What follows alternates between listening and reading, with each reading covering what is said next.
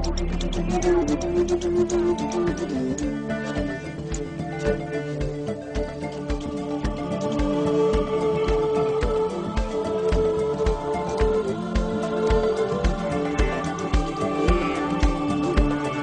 of us sitting here are familiar with, at least not in our normal daily lives. And if you don't do the research that I and others have done, you'll never know anything about them. I can guarantee you that. They meet in secret. They take oaths that they will submit to ritual murder if they betray those oaths. They have infiltrated every level of society, the military, and the government in all of the major nations, the important nations of the world, and most of the smaller nations. And they are, at this moment, I can assure you, in total control of everything. They are propelling the world into what they call a new world order. What they hope will be a utopia on earth for them, with us relegated to the position of mere slaves, much as the people were relegated to their positions in George Orwell's book, 1984. George Orwell was a member of British intelligence and knew what he was writing about. For I first got my glimpse into this plan when I was a member of the Office of Naval Intelligence. And British intelligence and the intelligence agencies of the United States of America are both working closely together to bring this about. And I will prove that to you tonight. I found it intriguing in my research that in most, if not all, primitive societies, all of the adults are members. They're usually separated into male and female groups. The male usually dominates the culture. Surprisingly, this exactly resembles many civilized secret societies, in which they profess to want to give women rights, but in actual practice, they never, ever do. This could only mean that the society is working not against established authority, but is the established authority. In fact, this would tend to remove any validity of any argument that all secret associations are dedicated to the destruction of properly constituted authority. How can they be if they are it? This can only apply, of course, when the secret society makes up the majority or entirety of any people which it affects. Only a very few fall into this category. For those of us here, except for maybe one or two members of these secret societies who have come to see how much we really know and how much of it we are really telling to you, we're left out of this cycle. The actual religion is as old as man. And it began on the first sunrise when the first man opened his eyes on this earth and saw the sun rise up and spread warmth across his body. And he could see, and he could act, and he could run from the wild animals because he could see them far away. He could take care not to step into danger. But then something happened. The sun went down and sank and died. And man was then confronted with the forces of darkness.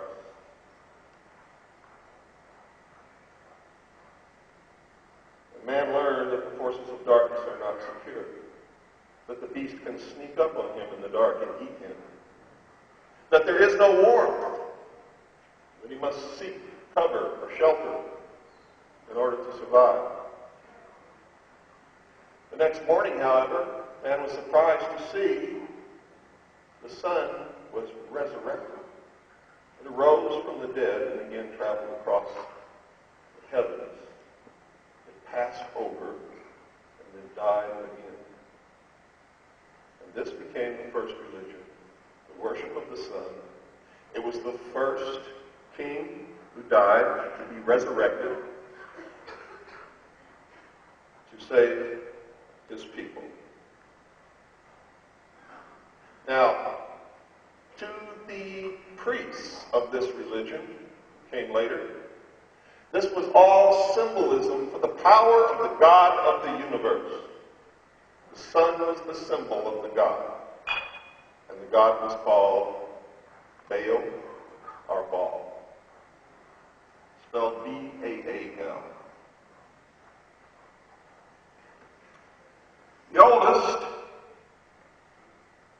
amongst the people for this order was the brotherhood of the snake, also called the brotherhood of the dragon. And it still exists under many different names and many different occupations, some seemingly opposing the other, but they're all the same. They control people with the Hegelian philosophy of political conflict resolution, thesis, synthesis. They find the synthesis first, what they want, and then they create the two forces that oppose each other that they know beforehand will create and bring about the synthesis. And the people think it all happened by accident. The Brotherhood of the Snake is devoted to guarding the secrets of the ages. They conceal the truth from the people and have been hoarding and guarding secret technology since the beginning of man. And they're devoted to the recognition of Lucifer as the one and only true God. Now let me make something clear here. They don't really believe that Lucifer is God. They deal in symbology, and they heap layers of symbology upon symbology so it is difficult to penetrate to the truth. Lucifer is the symbol of the Luciferian philosophy, which is this.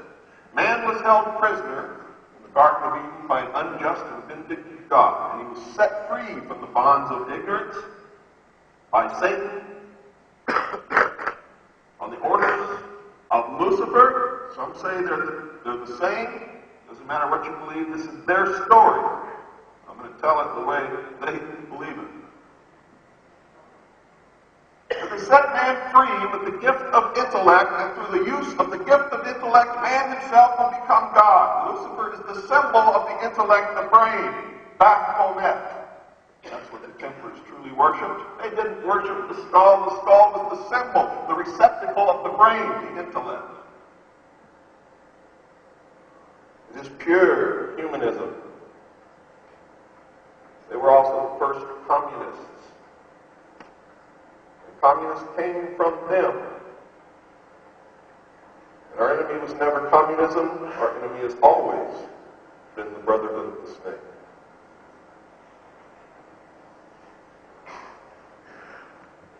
It is clear, ladies and gentlemen, that religion has always played a significant role in the course of these organizations and in human events throughout history. Whether or not you personally are religious makes no difference whatsoever. What religion you believe in also makes no difference whatsoever. If they have the power and they believe this story or this philosophy, it will affect you no matter what you believe, no matter who you are, no matter where you live. That is the reality of the world. The quicker we understand that, the better off we will be. Communication with a higher source, often divine, is a familiar claim in all but a few of these organizations. The secrets of these groups are thought to be so profound that only a chosen, well-educated few are able to understand and use them. These men use their special knowledge for the benefit of all mankind, and that's their rationalization for the terrible things that they perform in order to reach the end.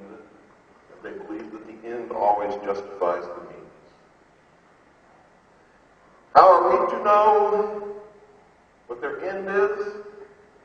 Well, throughout history, it's been kept secret, but they are so confident in attaining their goal now that anyone can find out. They're not even hiding it anymore. Indeed, it cannot even be said to be a conspiracy, for the definition of a conspiracy is two or more people who meet in secret to plan or do something which they know is illegal.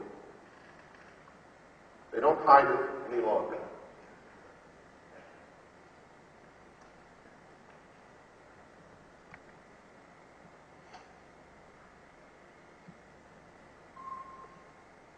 Forgive me, I have to pause every few minutes and wet my mouth because I have a sinus condition and the medicine I take dries everything up.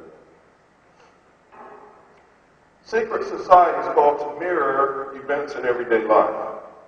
There's always an exclusivity of membership, And this is one of their holding forces that get you to want to join, get you to want to stay and preserve the secret. With the resultant importance attached to being or becoming a member. And this is found in all human endeavors, even those which are not secret, such as football teams or country clubs or your little clique on your block or your pub or whatever it is that you belong to. It's a human failing that we want to belong sometimes so much, we want to be loved so much that we give up what we should do in order to attain it.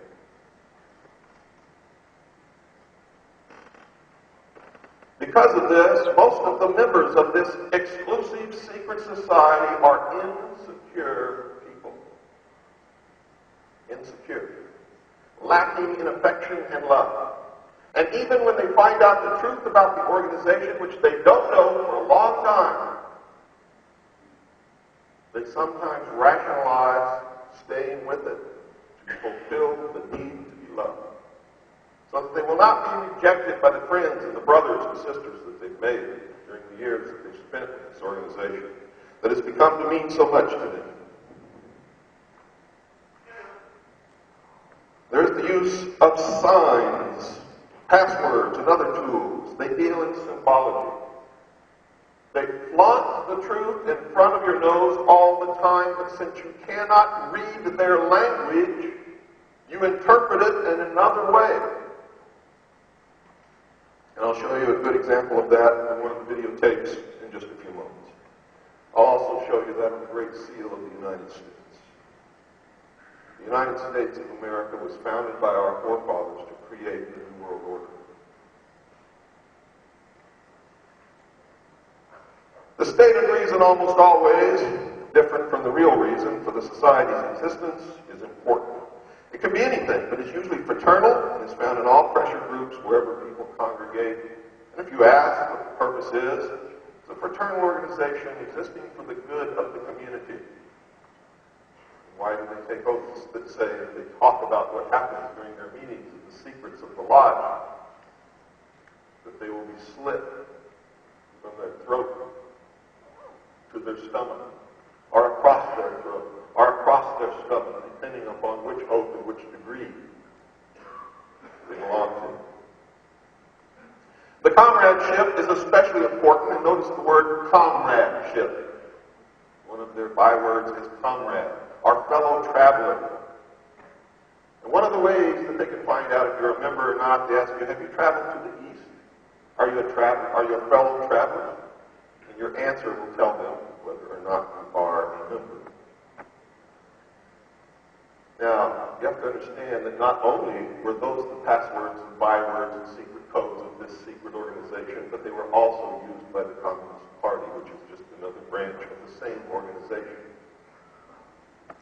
along with a religion that you just looked at, and another one called Mormonism.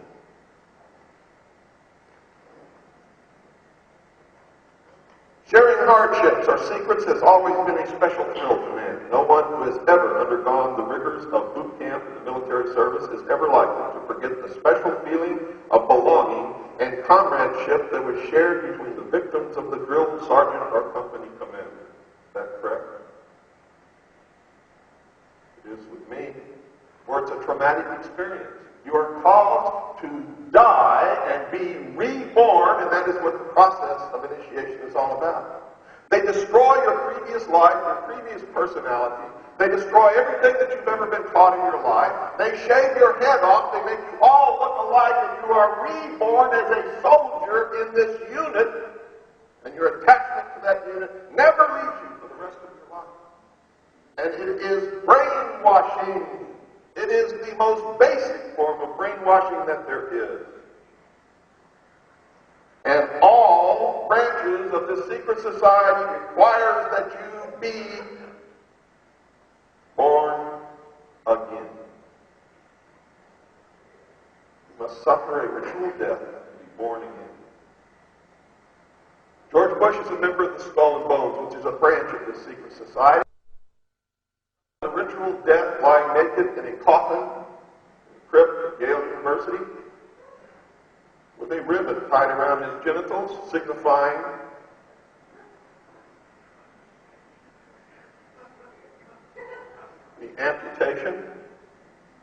the raising of man above the animal to the state of pure intellect. And in the ancient days, when you reached the 6th degree, this operation was actually performed. That's why you read in these books, the Arthurian legends and the legends of the ancient Egyptians. There's always this account of a procession of women holding a shallow dish. One of them is carrying a spear dripping blood, and there's a reed. The reed was placed in the urethra, so that when the member was amputated, urination could still be performed until the wound healed, and the urethra would not be sealed in the healing.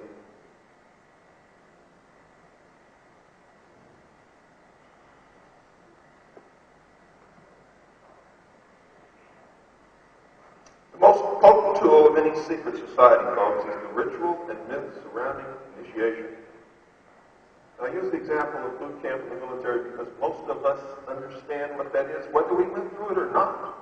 Been exposed to it, either movies or television, or from your father, or an uncle, or a brother, and even many of you women in here have probably served your country in one of the branches of the military service. So you should be able to look back upon that experience and understand now better what happened to you.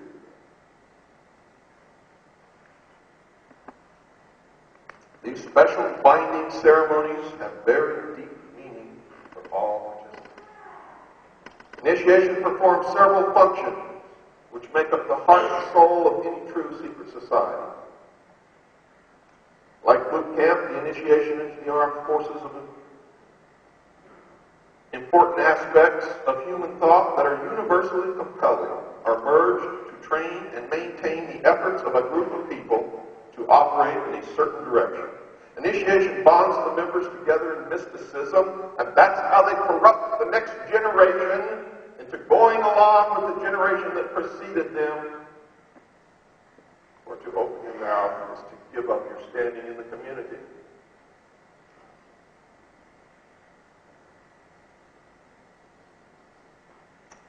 Neophytes gain knowledge of a secret, giving them special status. The ancient meaning of neophyte is planted anew, or reborn.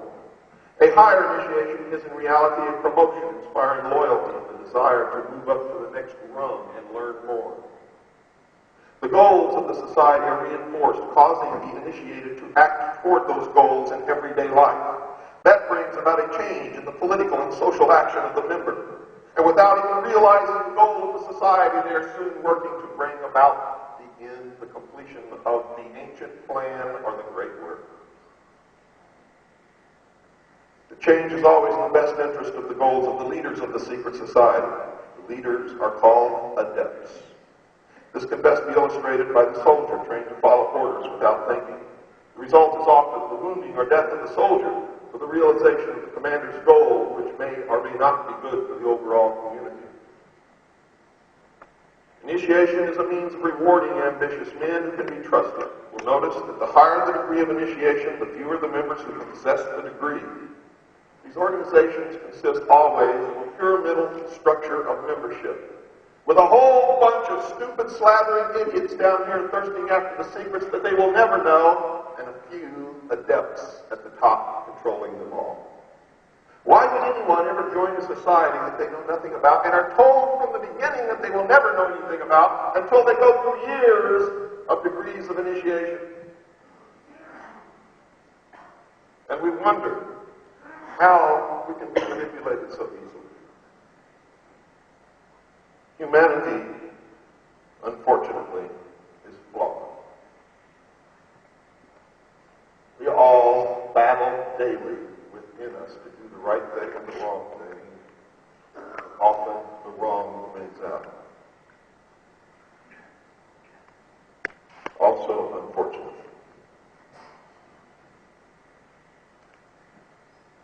This is not because the other members are not ambitious, but because a process of very, very careful selection is being conducted. A point is reached where no effort is good enough without a pull-up by the higher members. Most members never proceed beyond this point and never learn the real secret purpose of the group. The frozen member from that point on serves only as a part of the political power base, as indeed he has always done. You may have guessed by now that initiation is a way to determine who can and cannot be trusted, and who will be moved up to take part in the manipulation of the world. There are many methods of deciding that. I'm going to skip over those simply because they're not that important.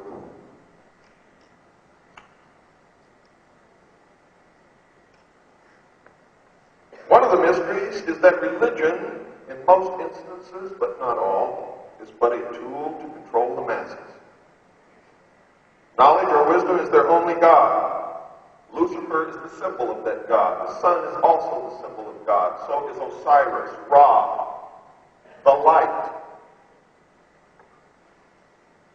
Since some people say that Lucifer is also Satan, they may be satanic. However, I have not been able to prove or disprove that statement.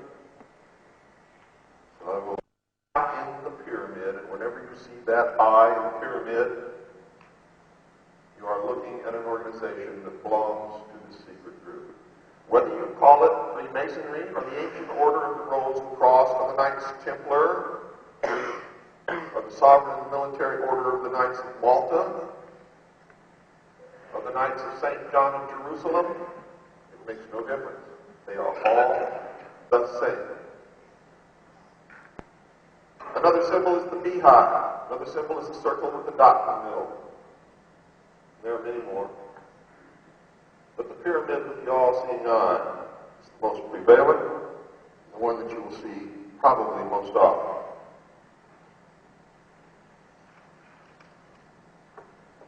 Undesirable effects of secret societies and their aura of mystery has sometimes given them the reputation for being abnormal associations, or at the very least, strange groups of people. Whenever their beliefs are those of the majority, they are no longer considered antisocial. A good example is the Christian church, which at one time was a secret society under the Roman Empire. In fact, the, quote, open, friendly, secret society, unquote, which is now the Vatican, actually ruled most, if not all, of the world at one time.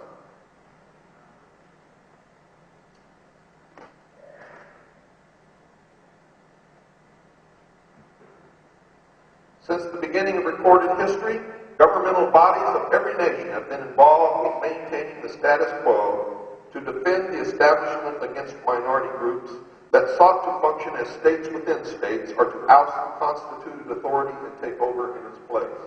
In effect, they become governments within governments, veiled and hidden, but always the power behind the throne.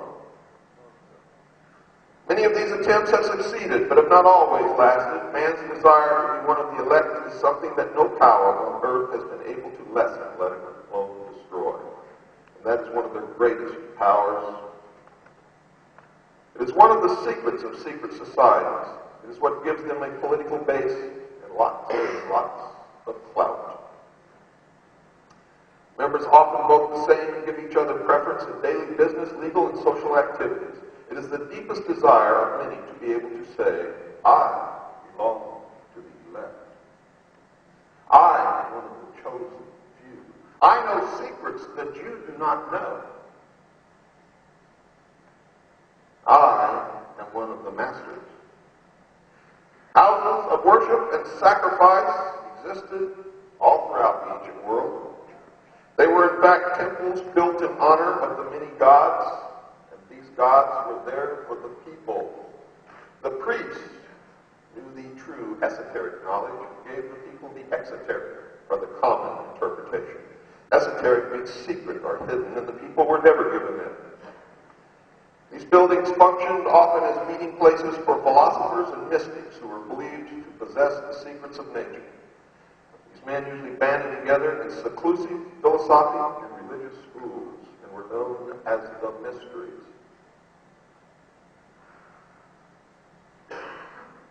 The most important of all these ancient groups is the Brotherhood of the Snake or Dragon, simply known collectively as the Mysteries. The snake and dragon are symbols that represent wisdom. The father of wisdom is Lucifer, also called a light bearer. And this is where the deception begins to come in, because Christ said that he was the light. That's why so many people get confused. I am of the light, therefore I cannot be wrong. Which light? Which light are you with? And who taught you about that light? And what does it mean? Because I can guarantee you, most of us only see the exoteric interpretation, not the real meaning.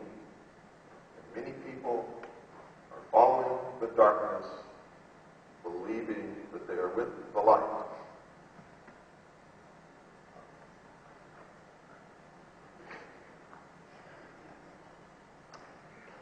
The focus of worship for the mysteries was the sun, also known as Baal or Osiris, Ra. The light, or Lucifer. Lucifer was the angel of light. He was the smartest angel in heaven. He had the most knowledge. He rebelled against God. He was flung down to the earth to be the master of the world. The legend in the mystery schools is that a star vanished from the sky. It was called the morning star. The morning star was Lucifer. How art thou fallen from heaven, O Lucifer, son of the morning star? That was the first UFO sighting in the history of the world.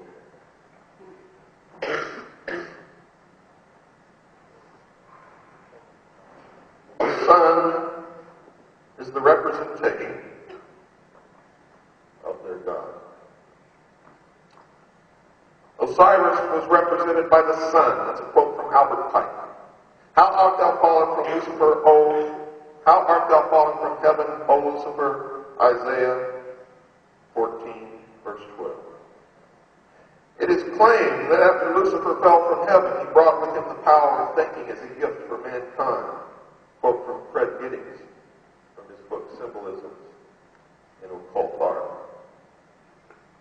Most of the greatest minds that ever lived on this earth were initiated into the society of mysteries by secret and sometimes dangerous rites, some of which were very cruel. Some of the most famous were known as Osiris, Isis, Sabius, Civil, Elasis, and Baal. Plato is one of those initiates, and he describes some of the mysteries and his own initiation in his writings. Plato's initiation encompassed 3 days of entombment in the Great Pyramid, during which time he died symbolically, was reborn, and was given secrets that he was to preserve.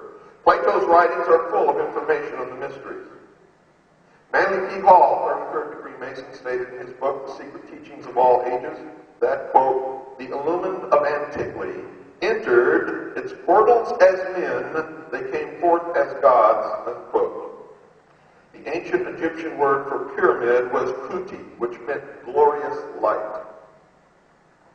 Mr. Hall also says, quote, the pyramids, the great Egyptian temples of initiation, unquote.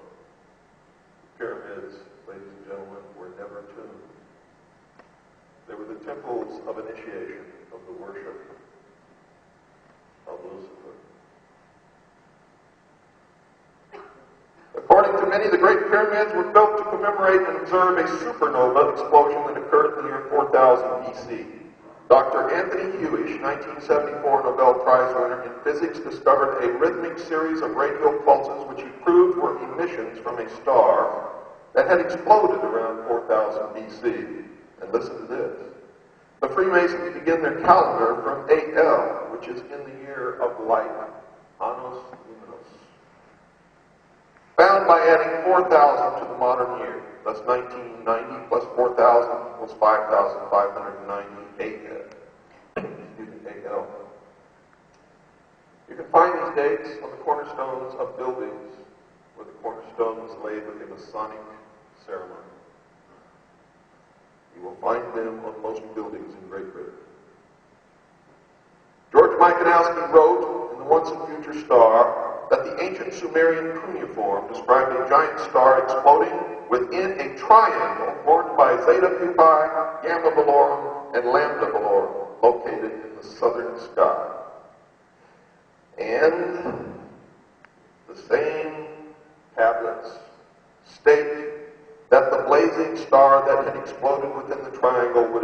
be seen by man in 6,000 years. And according to the Freemasons' calendar, it will occur in what year? The year 2000. That's why we know, because their calendar ends at the date 6,000, that the completion of the great work is scheduled for the year 2000. That gives us a little less than 8 years, folks, to do something about this or join them.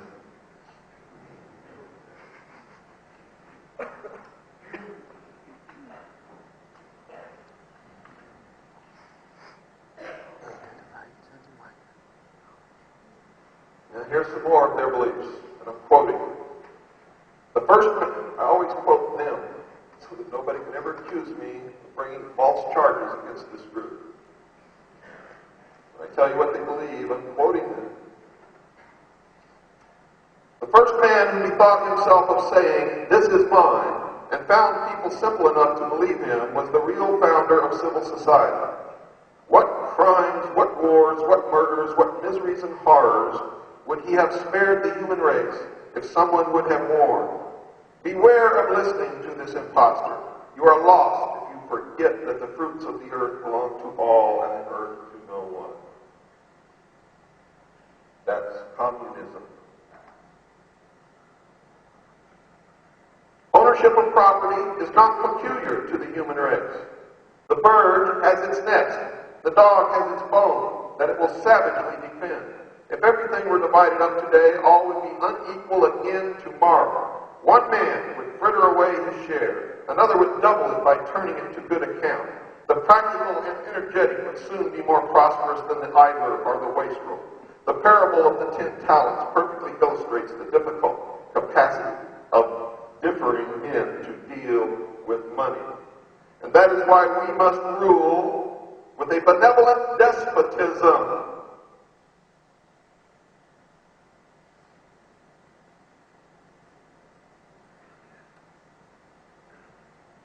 This is the precise language of internationalists today, and it is of course easy to point out the evils of exaggerated patriotism.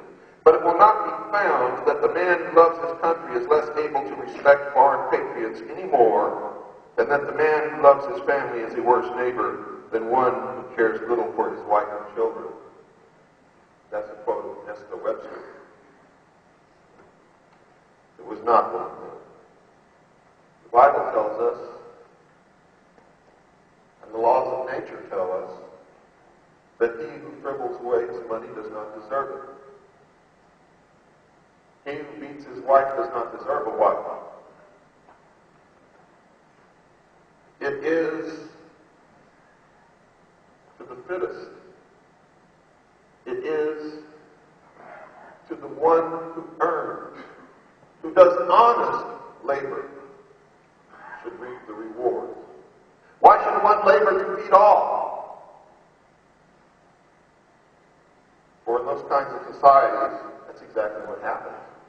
Look what happened in communism, Russia, the Soviet Union. One of the most frequently quoted sayings of the people in the Soviet Union was, "We pretend to work, and they pretend to pay us."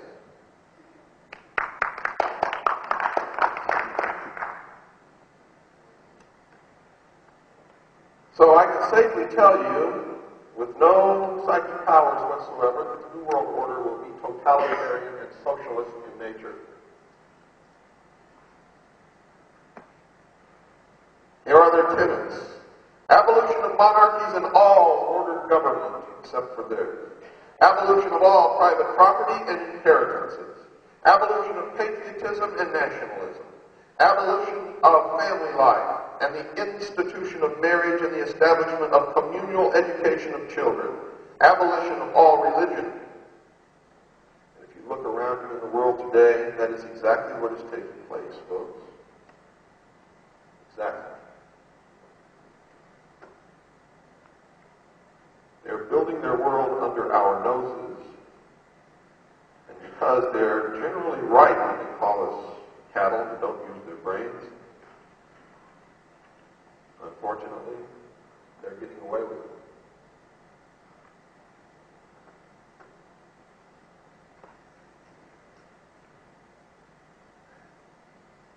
Cecil Rhodes, British subject, was a great friend of Albert Pike's, the man who established the control of the Illuminati in the United States for its evil intent. He was also a good friend of Giuseppe Mazzini, who was the head of the Illuminati in Europe.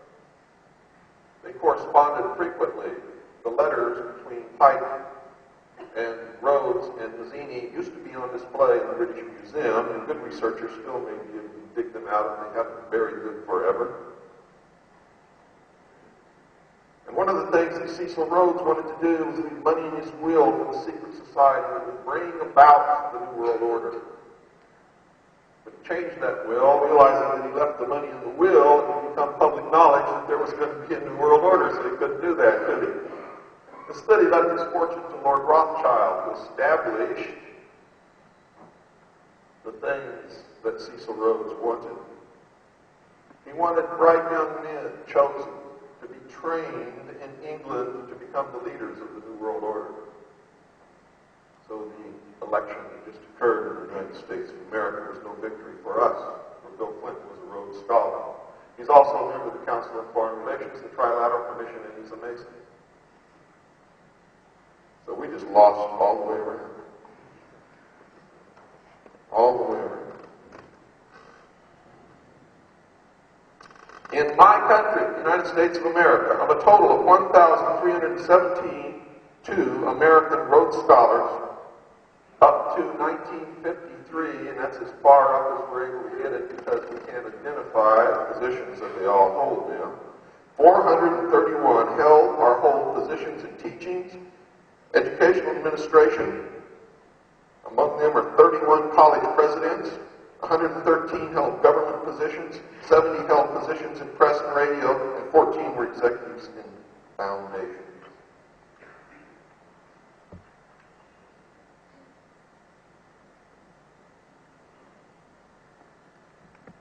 Here's what Adam Weishaupt said.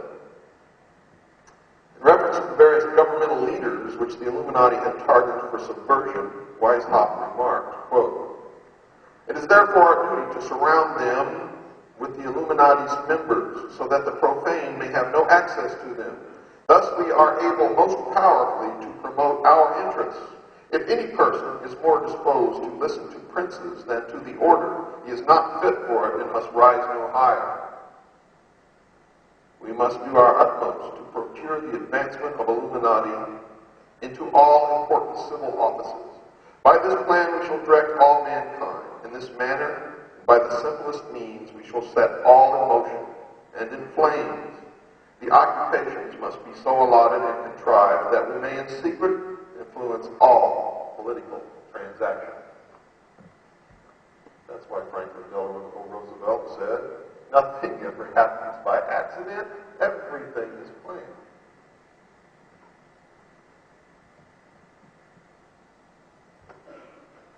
On the 16th of July in 1782, they held a secret Congress. Nesta Webster observes, quote, "What passed at this terrible Congress will never be known to the outside world, for even those men who had been drawn unwittingly into the movement and now heard for the first time the real designs of the leaders were under oath to reveal nothing. One such honest Freemason, the Comte de Berriew, a member of the Martinist Lodge at Lyons, returning from the Congress de Willemsbad, could not conceal his alarm, and when questioned on the tragic secrets he had brought back with him, replied, quote, 'I will not confide them to you. I can only tell you that all this is very much more serious than you think. The conspiracy which is being woven is so well thought out that it will be, so to speak, impossible for the monarchy and the church to escape from it.' From this time onwards," says his biographer, Costa de Beauregard, "the Comte de Berriew could only speak of Freemasonry with horror." Unquote. Shortly after that, a messenger writing from the Bavarian Lodge to another lodge in Germany was struck by lightning and was killed. Fell off of his horse. The people ran up and found him carrying a pouch with papers in it, which they gave to the Bavarian government. They were exact paragraphs out of what is now known as the Protocols of the Wise Men of Zion, which has been blamed upon the Jews, and the Jews did not write the point that I made very well in my book.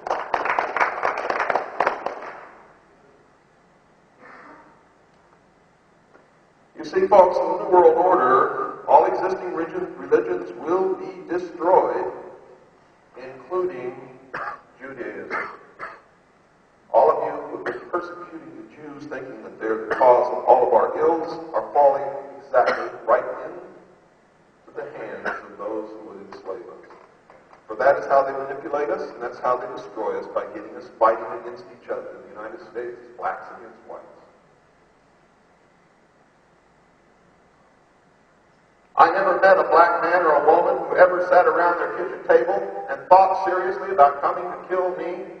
And I never knew any white person in the United States who ever did the same thing. Yet constantly, social pressures are put upon us to battle with each other. And if you trace these social pressures, they always lead to the same place, the lodges of Freemasonry, which to this day are segregated. They have black lodges, but they're all black members. They have Jewish lodges, but they're all Jewish members. Yes, they do. It's known as the Order of the Eastern Star. The Eastern Star, remember the morning star? That's Lucifer. You'll have to ask Margaret. I live in the United States.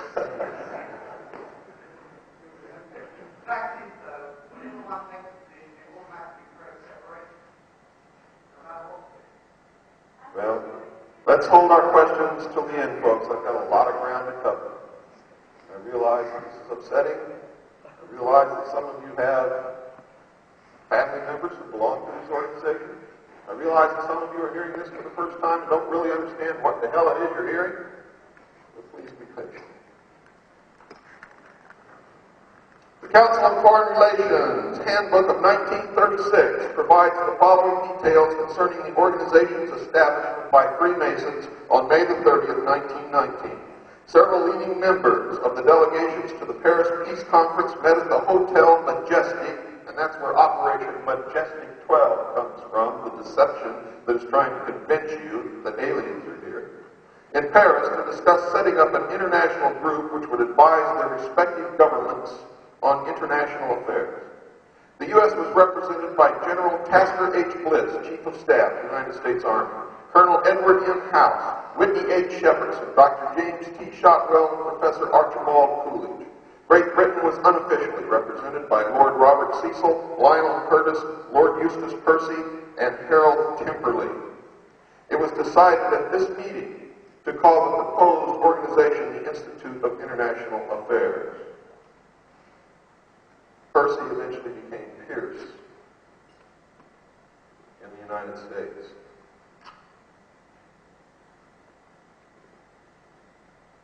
George Bush is a member of that family, as is his wife.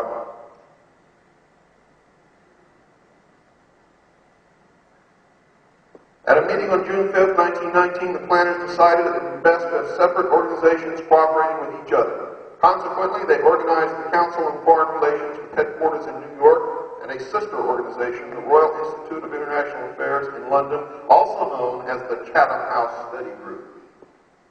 To advise the British government, a subsidiary organization, the Institute of Pacific Relations, was set up to deal exclusively with Far Eastern affairs.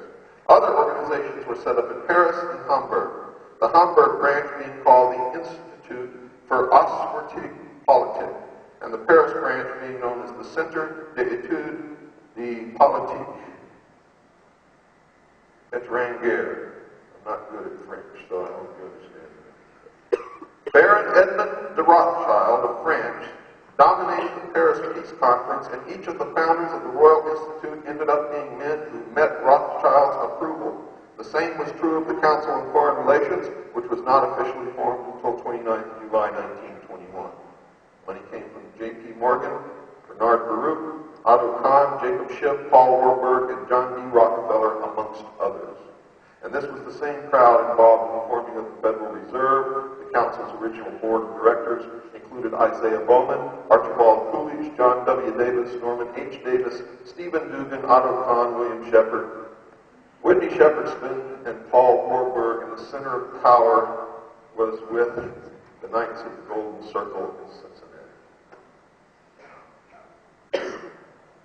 I do most of my research, ladies and gentlemen, through genealogy, because I have found that they pass their membership in these organizations down from father to son, and they intermarry to keep the power within great families. This is called an oligarchy. Now, one of the great initiation rites in Freemasonry is the story of Hiram Abiff. And the story goes that the master mason was building the Temple of Solomon, which is all allegory. It doesn't mean anything about the real Temple of Solomon. They deal in symbols. The Temple of Solomon is the temple of the sun. The knights of the temple are the temple builders. The temple is the body of man, which they strive to make perfect. And when man has reached the perfect state, he will be known by the number 666. That's what all this New Age gobbledygook is all about. It took me years to discover this. I thought I was never going to do it. And I finally did. It made me so happy.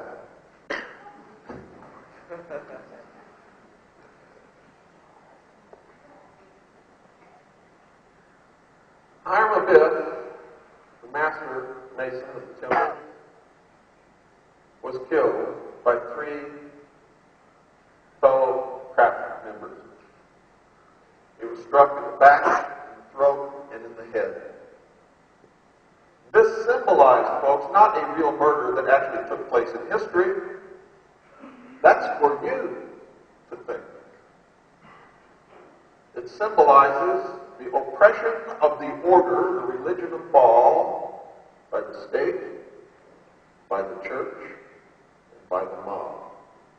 And they are sworn to avenge the death of Hiram Abiff by destroying the state, the church, and shackle the mob. Who do you suppose the mob is? It's you and I. They want to enslave us forever. And if we're not very careful, they are going to do it. You hear all this talk of Isis and Osiris and the Earth Mother. And nobody really knows what that means. Also, some people profess that they do. And when you think that you do, you are holding with your teeth to the butt of the exoteric joke. I'm going to give you the true meaning now. The fable of Isis and Osiris, as it has descended to us in the account given by Plutarch, has not been greatly amplified by modern research. The Egyptian fragments which have been translated in recent years offer no complete account of the birth, life, death, and resurrection of Osiris, who was really who? I'm going to give you the account of the rule and death of Nimrod. Because Nimrod was Osiris. Nimrod was the first priest in the cult of the worship of Baal. And the story of the life and death of Osiris is the story of the life and death of Nimrod, who represented their god, Lucifer. The ancient Babylonians, Nimrod was the light, the chief priest. He was the one who created the religion in the first place, built the city. He taught the men how to make war, go kill animals. According to legend, his wife taught the women how to plant and harvest crops. This is what is meant by the gift of intellect, knowledge to man. Does everybody follow me, I hope? If you get lost in this, heaven help us all, because it's complicated.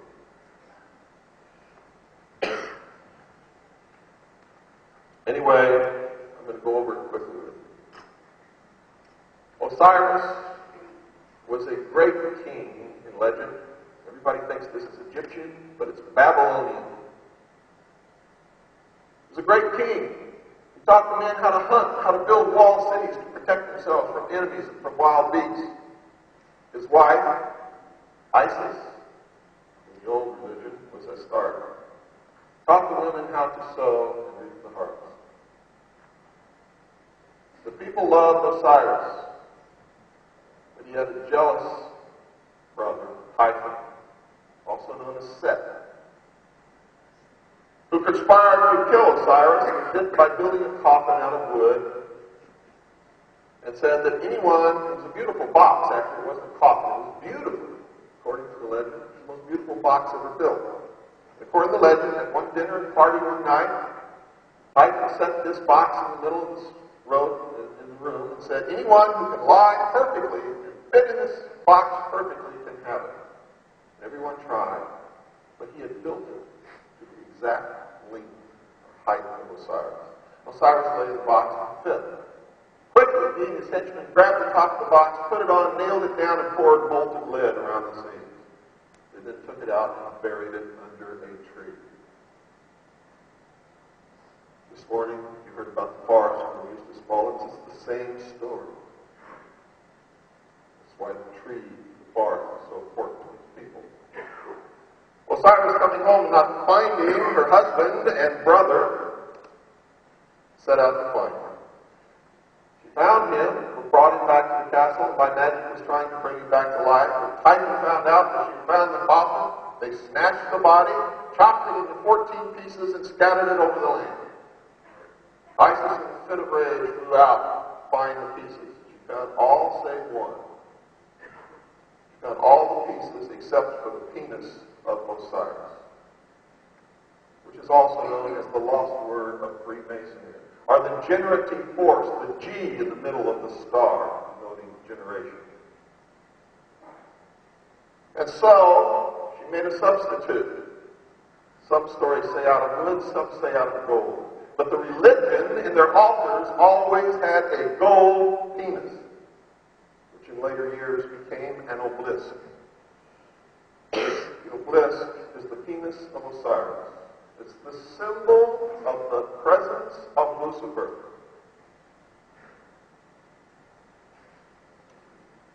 It's the lost word of Freemasonry. It's all of those things. Isis, in her sorrow, changed into a hawk and hovered above the body in a magical ceremony and became pregnant with a child, Horus. Now I'll interpret all of this for you, folks.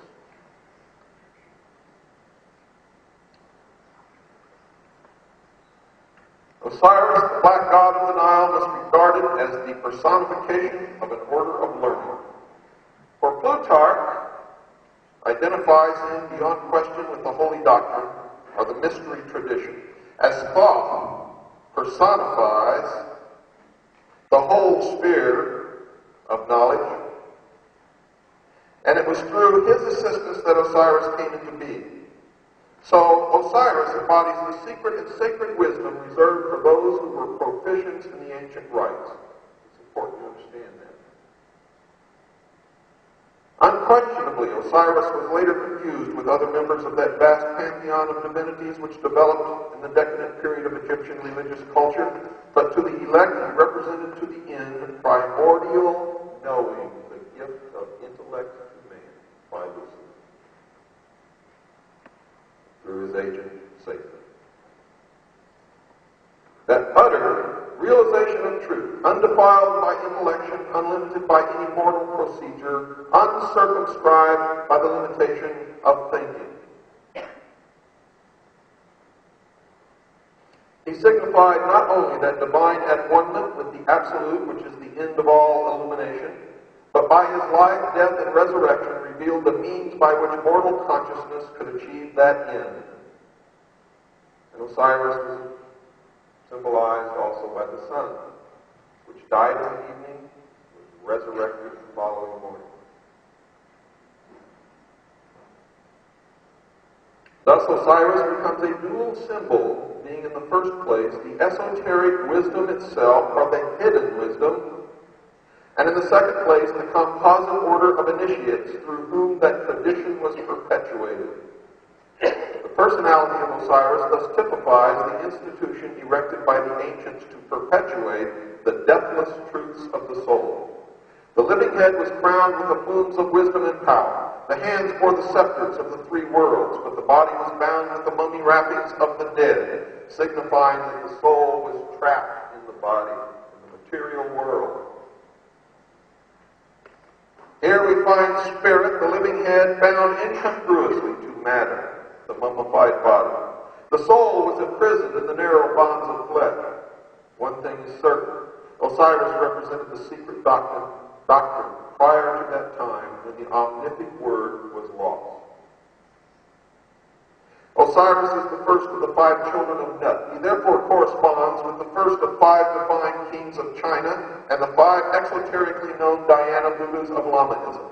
The 5 children of Nut are the 5 continents which have appeared upon the earth and the 5 races which have populated these continents. Osiris is the primitive revelation of the first race. But as Isis was born upon the 4th day, we find this tradition coming into Egypt through the Atlantean mystery school, of which Isis is the symbol. And remember, Hitler and his generals believed in Atlantis also. They all belong to the same club, folks. And at the highest level of every country, they all belong to the same club, except your ruling family here, which because of the Queen Mother has refused to join. Because of that, we're going to see the monarch fall. That is what is happening now. From the reign of Osiris, we glean the following philosophical history. There was a time, the Golden Age, when truth and wisdom ruled the earth. And this aristocracy of wisdom was a benevolent despotism, or dictatorship, folks. They try to make it sound good, but a dictator's a dictator. I don't care what you put in front of his name.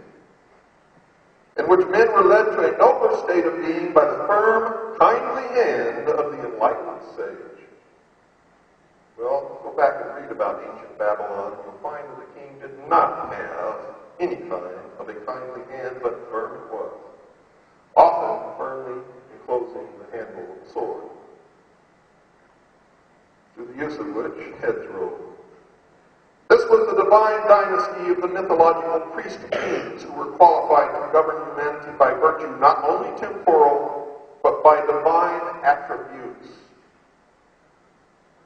And there is a bloodline that has been guarded jealously by these people for centuries.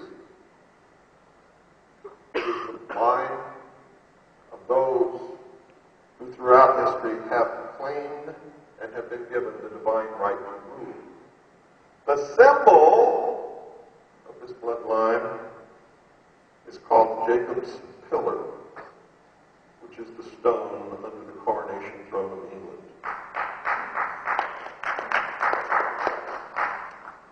Through his priests, Osiris, representative of the hidden tradition, ruled the entire world by virtue of the perfection resident in that tradition. If we concede that Osiris is the positive pole of the universal life agent, then Isis becomes the receptive pole of that activity, and that is the meaning of the Star of David, the androgynous God, the male and female in one body. For the triangle is the symbol of the male, and the delta is the symbol of the female. And if you look at them with an open mind, they resemble the actual genitals of the two sexes.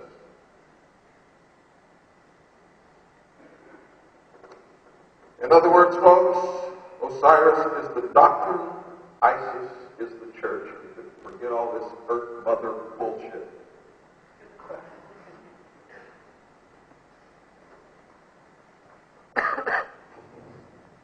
As in Christianity, it is customary to refer to the church as the bride of Christ. So in Egypt, the institution of the mysteries was the great mother, the consort of heaven itself. From this interpretation, we gain a deeper insight into the symbolism of the whole Osirian cycle. Isis becomes the temporal order of the priesthood, the accumulative body of initiates. She is personified as the temple. She is the mother of all good, the protectress of all right, and the patron of all improvement. She ensures nobility, inspires virtue, and awakens the nobler passions of the soul. As Diana of Ephesus, she is the multimamia who feeds all herself, and that is the true meaning of the statue with about 13 breasts. It's not lewd. It's their symbolism that Isis is the multimanian who feeds all creatures from herself. Now, I'm not saying I agree with any of this, just telling you this is what it is. This is the truth.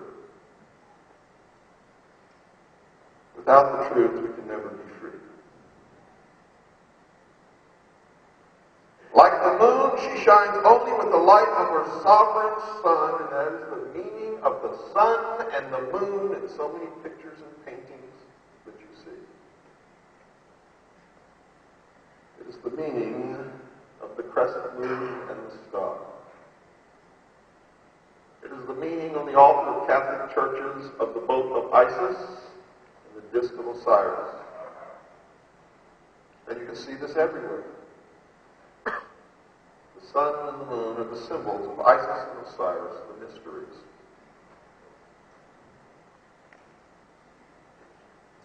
Like the moon, she shines only with the light of her sovereign sun, even as the temple can only be illumined by its indwelling truth. The temple is the body, remember? Can only be illumined by its indwelling truth.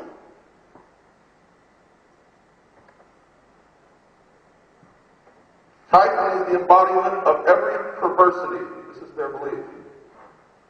He is the negative creation, the Ahriman of Zoroastrianism. He is black magic and sorcery, the Black Brotherhood, also called the Jesuits. Nephthys, his wife, is the institution through which he manifests.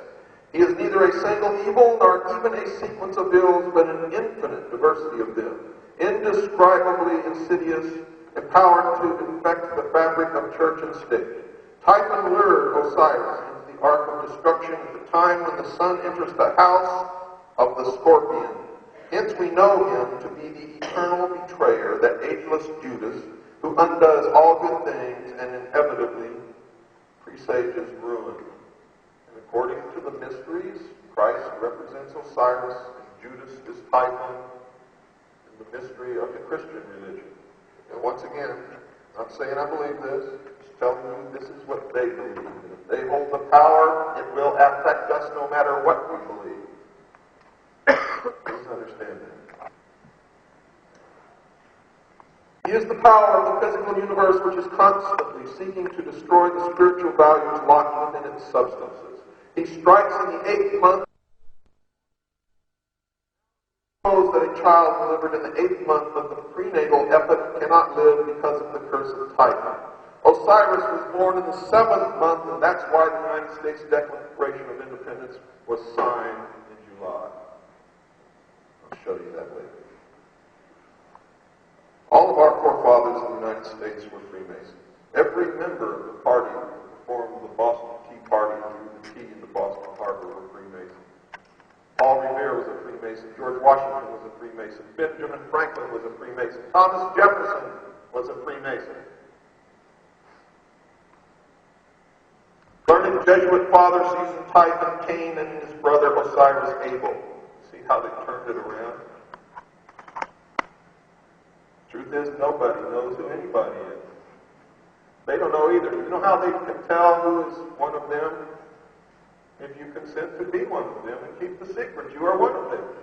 Doesn't matter if you are a Jew, if you are black, if you are white, or what religion you belonged to before you joined. George Bush is a member.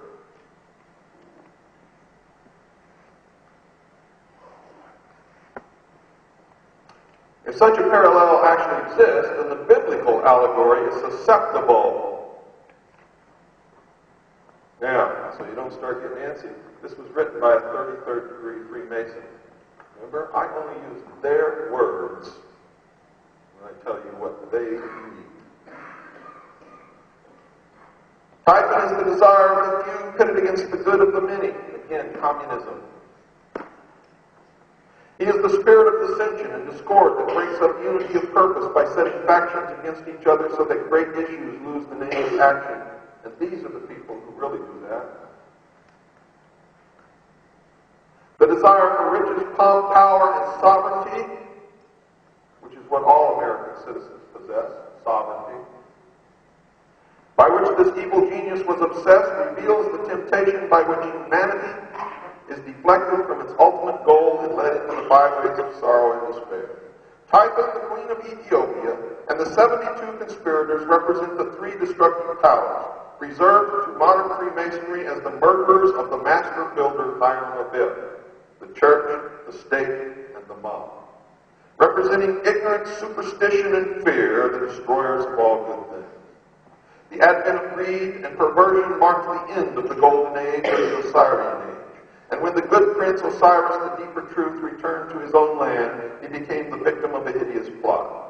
What is this mysterious chest, so beautiful in its outer appearance, but so fatal in its application? Plato, who was wise in the wisdom of the Egyptians, would have answered that it was the body that lures the soul into the sorrows of generation. If this interpretation be projected into the social sphere, the chest becomes symbolic of material organization. Witness the application of this thought to Christianity, where the pomp and glory of the outer show a vast ecclesiastical decaying mechanism that has all but destroyed the simplicity and dignity of the primitive revelation of the mysteries.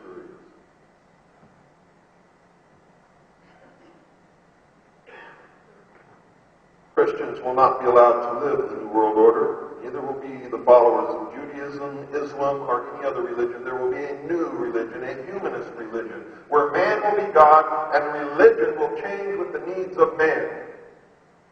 Christ will become a consciousness, and you will all worship Lucifer,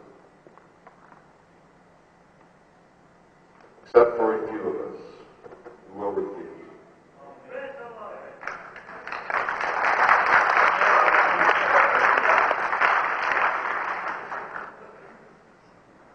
With truth dead, or at least exiled to the invisible world, material facts were superseded by opinions. Opinions bred hatreds, and men finally fought and died over notions both senseless and soulless.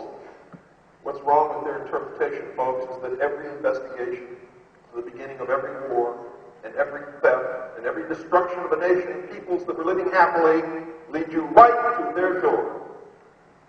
Every time. But you see, this is written by a 33rd degree Freemason who then shows this to a new initiate who believes it. They're not told the truth until they reach the 30th degree.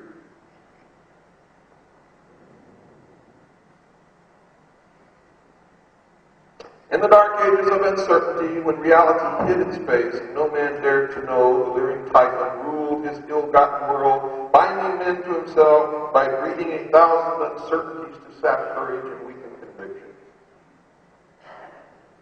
And in that, they're absolutely right. During the dark ages, the oppression of the Catholic Church was horrible.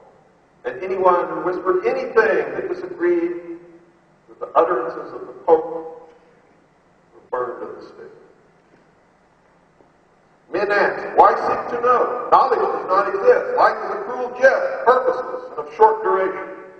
Because the human mind demanded intellectual expression, Typhon sowed the seeds of intellectual confusion, so that numerous orders of learning appeared which were convincingly plausible but untrue. These various orders of thought survived by catering to the weaknesses and limitations of the flesh. Today our great industrial civilization is feeling the heavy hand of an outraged destiny. The evil genius of our ambitions has again undone us, and our follies crumble about us. Typhon rules the world. The earth today is the arena of the ambition, which is another lie. You see, because when you investigate who really rules the world, these men occupy the top positions in every country of the world. Remember, Satan is the great deceiver. What then of Isis, the mother of the mystery, she who was so defiled and desecrated by the profane that her sages and prophets were forced to flee into the wilderness to escape the machinations of the evil one? Is she not the woman clothed with the sun? Of Revelation, who flees with her man-child into the wilderness to escape the evil purposes of the great dragon? That's what they believe. The glory of Egypt ceased with the death of Osiris. The mighty temple still stood, but the God who illuminated them had gone. The priests bowed helplessly before the dead embers of their altars. One by one, the sanctuaries crumbled into ruin, and the custodians of these ancient truths hid themselves in obscure corners of the earth, lest they be hunted down and slain for the sin of dreaming and hoping for a better day. Isis then, as the scattered but still consecrated body of initiates, began the great search for the secret that was lost. In all parts of the world, the virtuous raised their hands to the heavens, pleading for the restoration of the reign of truth. Well, that can't be true, because none of them knew anything about anything or who they even were until they went up the ladder of initiation. This congregation of those who prayed and labored and waited, the great congregation of a world in anguish, this is Isis in sackcloth and ashes searching for the body of her Lord. Now, I can go on, but I think I'm going to stop right there because I've got a lot of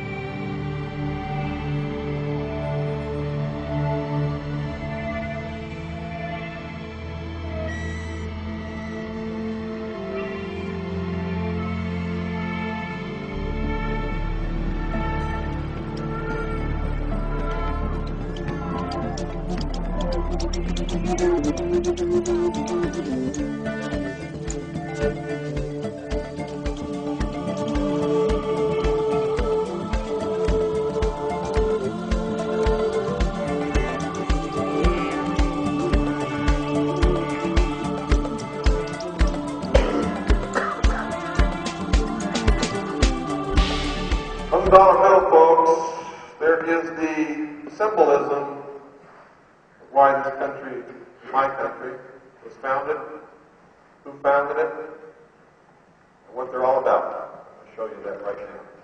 And I believe I'm the first one that's ever truly interpreted this. I know most of you don't have a dollar bill. The great seal is on the back. An obverse and a reverse.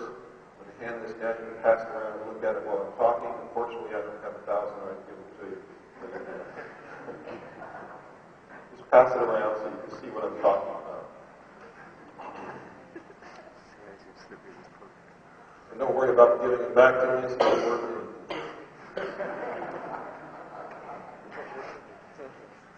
It says it's a note. If you try to redeem it, you'll laugh at it. For those of you who really know what a note is. On the obverse of the front of the Great Seal of the United States, you'll see an eagle. In the beginning, it was a phoenix bird. The phoenix is the symbol of the sun. It's also the symbol of death and resurrection. The phoenix is also the symbol of the New World Order rising from the ashes of the old, as in the Phoenix Journals. You'll see that this eagle has a crest upon its chest with 13 bars and 13 stripes. That is the symbol that the vital organs, the secrets, are protected. 13 is the number also of the phoenix. It is the number of death and resurrection. It is the number of Christ, of Osiris, of Nimrod. And if it's an unlucky number, then the United States of America is the only, most unlucky country that's ever been born upon this earth, because everything here is 13. In its beak, you'll see a ribbon that says E pluribus unum. Out of many, one, and they don't mean states. You'll count in the left wing 32 feathers, the highest degree in the Scottish Rite of Freemasonry. the right wing, you'll count 33, the meritorious degree granted only to those who help the furtherance of the plan and the completion of the great work. It's an honorary, meritorious degree. You'll see 9 tail feathers representing the 9 hidden supervisors. You see that also in the ancient order of the Rosary Cross, the 9 founding members. The ascended masters.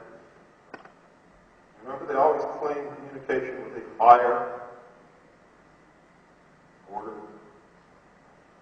In the left talon, you will see 13 arrows, which denote aim, purpose, and, if necessary, death to those who oppose. In the right, an olive branch with 13 leaves and 13 olives, symbolizing that they are bearing fruit finally. And that they would rather do it peacefully by deception. For have you ever eaten the fruit of the olive tree? It doesn't taste good, folks, unless it goes through a long treatment. Above the head of the eagle, you will see a glory, in which is the symbol of the androgynous god of the mystery schools, Lucifer. Now, this is not the symbol of the Jews. This is an ancient symbol. The Jews did not even adopt this symbol until the 17th century. It was not the seal of Solomon ever. Ever. You will see 13 stars, 5-pointed, representing the feminine, which make up a 6-pointed star representing the masculine. And they are together. You can also draw the male and the female parts, symbolizing positive, negative, good and evil, male and female. And around the outside, you can count 14 little puffs of clouds representing the 14 parts of Osiris that were chopped up and scattered over the land. On the reverse of the Great Seal, the first thing you'll notice at the top is Annuit Septus. According to the Freemasons and the dictionary and all of that stuff, Annuit Septus means he approves of our work. He who? Well, to them it's Lucifer. Everybody else has always thought it was God. But a more literal translation of this Latin, Annuit Septus, means announcing the birth of. And underneath it says, Novus Ordo Seclorum, which means literally translated, new order of the ages or new world order.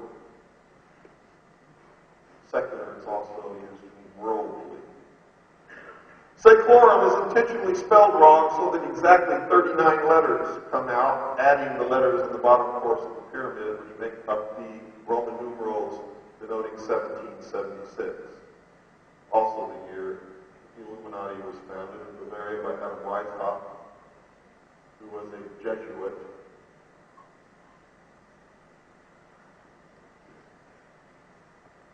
Why is that significant? Exactly 39 members of our forefathers signed the Constitution. There are exactly 39 core members of the Bilderberg Group. It is the occult symbology, 3 times 13. The Trinity, 3 times. The order of the trapezoid. The pyramid, the pyramid, the pyramid, and the pyramids below the pyramid. Anybody in the New Age movement has heard that. I guarantee you didn't know what it meant. You'll see behind the pyramid is a barren desert, meaning when they left Europe, they left persecution behind, and before the pyramid, you can see the growing of green things. We've sown our seeds, and they are now beginning to grow. The pyramid has exactly 13 courses, and it's topped by the eye of Horus, the all-seeing eye. The body of initiates represents the eyes of the whole. It's also the eye of Osiris, which means that you can't meet anywhere or do anything without one of them watching you. It's not the eye of God, it's the eye of them. It's a warning.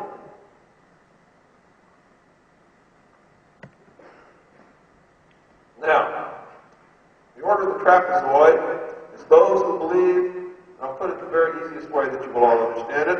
For every action, there's an equal but opposite reaction. It's the law of the universe. It's one of the first laws of physics.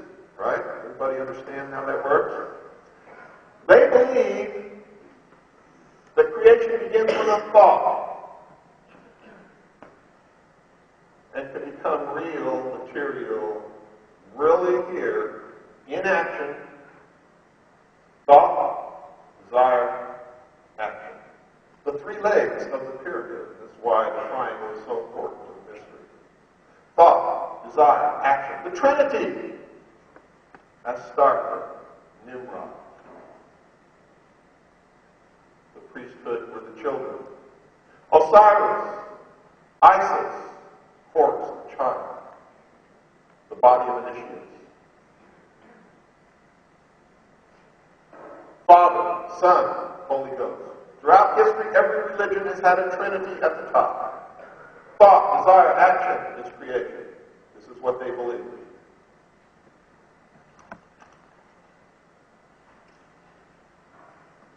So, 3 times 13, folks, is the Trinity. Death and resurrection. And I knew that this was the key for years, but I didn't know how to work the formula. So I met a New Age guru who sat down and was telling me all about the positive and negative of the pyramid, below the pyramid, and how if the minute something is created, its opposite is created at the same time, and the light bulb. That's the key. Because that's their philosophy in a nutshell. And if that's really true, because remember, it's the androgynous God. Nothing can appear on this earth or in this universe that's positive without a negative. For reaction is an equal but opposite reaction. If it didn't, nothing would work. And that's why I'm telling you right now, there will never be all good in the world. Flies in the face. One of the primary laws of the universe, unless Christ can come down here and work some magic, and I sincerely hope that he comes soon.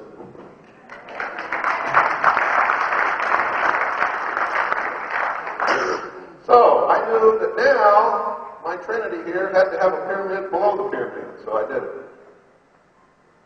And then I went back and studied my forefathers, because I knew this nation was created for a reason, and everybody's talked about it in my country since the inception of this country, the secret destiny of the United States of America.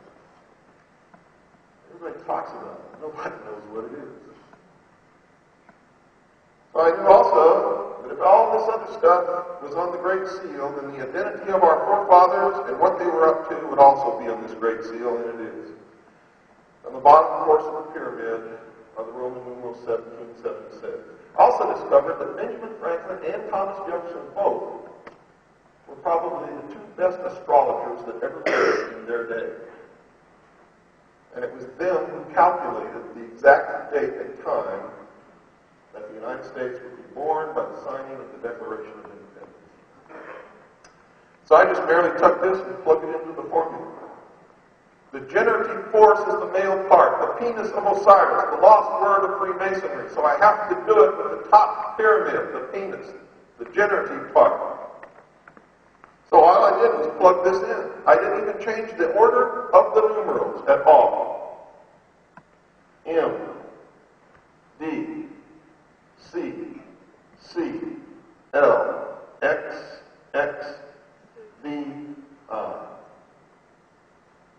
I just put them where they naturally belong, starting with the apex of the first triangle and moving right across in the exact order that they appear. So what have I got? Across the top, I got MCX. That's 1,110. And being the researcher that I am, I quickly latched on to what that meant. That is when the Priory of Sion founded itself upon the Temple Mount in Jerusalem and began its search for the relics of the religion of Christianity and the mysteries. Everybody thinks the Priory of Sion is a priory of the Catholic Church, and it is not. The Priory of Sion quickly commissioned 9 others to help them search the caves in the Temple Mount to find the relics. These men, 18 years later, became the first 9 members of what is now known as the Knights Templar. So our forefathers were Knights Templars.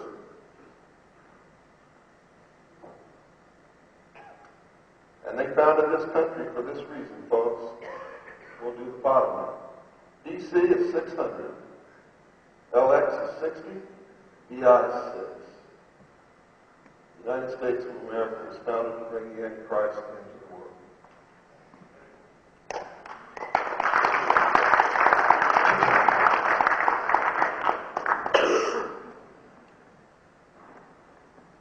Now, I'm going to make it real for you folks.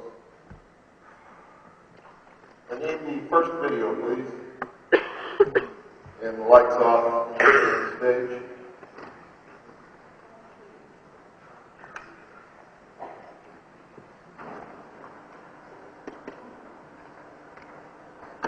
Believe me, I'm not pleased by any of this. This happens to be true.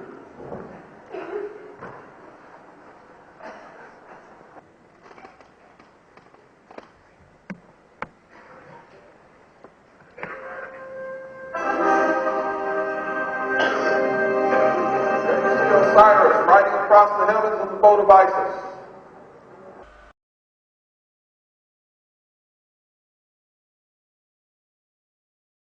And let's have the next one. Wait a minute, hold up on the next one for just a moment. Folks, what I'm going to show you now is startling. It's the first time anybody in the world has ever seen it. Anybody.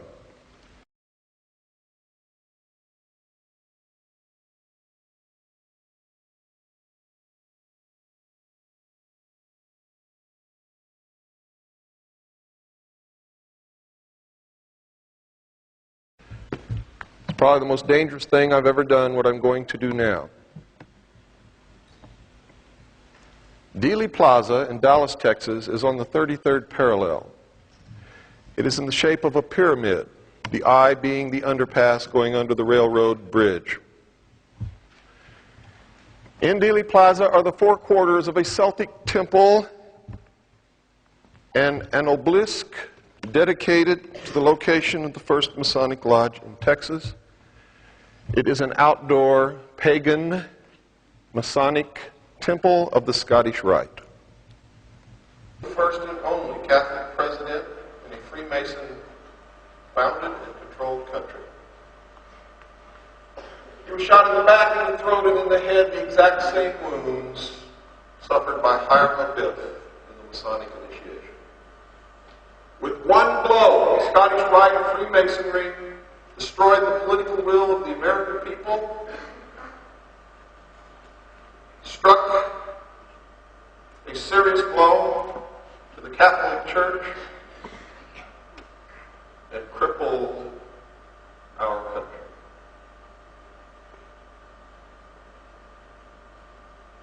And what you're going to see here is the first time that anyone has ever acknowledged that. They never show you what's in Dealey Plaza, and I didn't know myself until I went.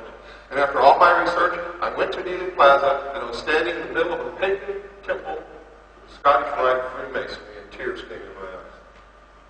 At the 33rd degree, right round the world. That's correct. If you look into history, you'll find that many, many famous assassinations have occurred on the 33rd degree. The 33rd parallel is a symbolic number of Freemasonry. It means the completion of the great work. Some more step toward the completion of the great work. Okay, will you roll the tape, please?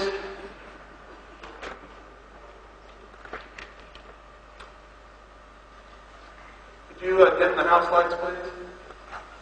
Thank you. You can see Dealey Plaza, the obelisk where Kennedy was shot, the 6th floor window is a perfect triangle. Also, where Oswald was shot is another triangle. You can see the four quarters of the Celtic temple, which indicates the Scottish Rite. That's the grassy knoll. We rented a helicopter and did a flyover. That's the grassy knoll there. That's the railroad yard behind.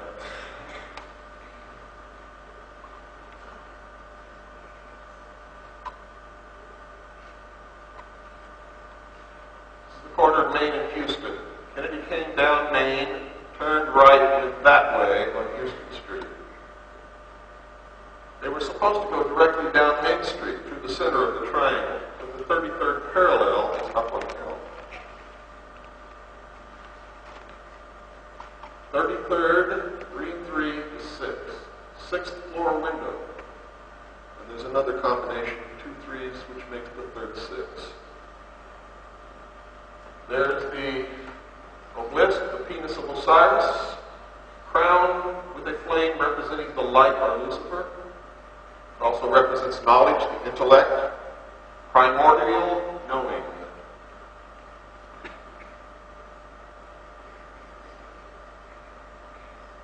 We never showed anybody this in television or in the movies ever. They don't talk about it in books. And this 5-pointed star on top? No, that was a flame. First, Fraternal Lodge. We called the Historical Society to make sure that it was the Scottish Rite of Freemasonry. The plaza is named after a man named Dealey, who was a prominent Freemason in the city of Dallas.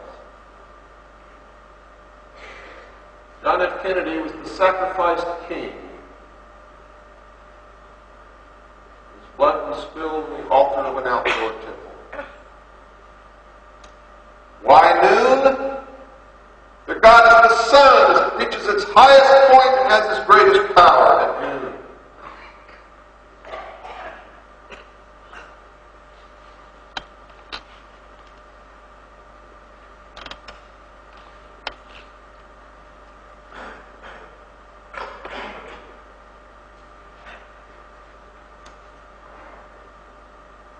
It's ironic that the symbol of Lucifer, the eternal light, has been placed upon the dead king's grave.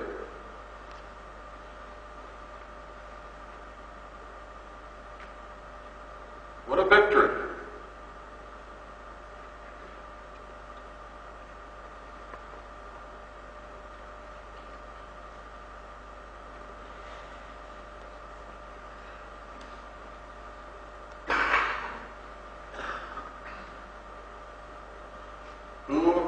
Are the Scottish Rite of Freemasonry? They are the Knights Templars, the world's first international bankers, and they are still the world's international bankers. They never lost a penny of it. The King of France, when he rounded up the Templars in France, didn't get a penny.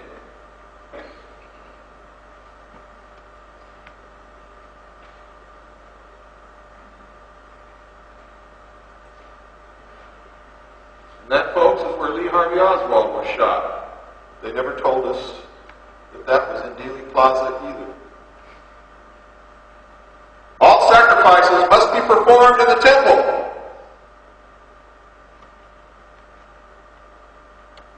That's the old Dallas courthouse. And on the roof you will see the symbol of the Brotherhood of the Dragon.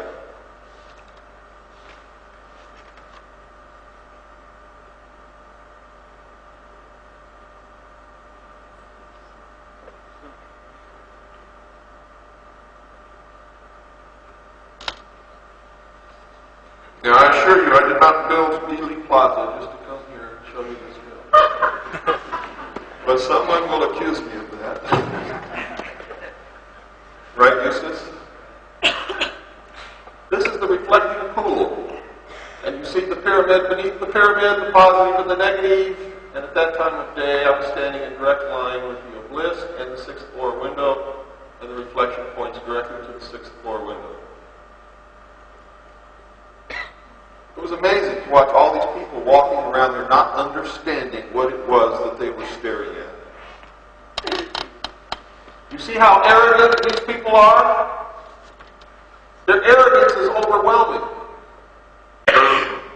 They have no fear of us.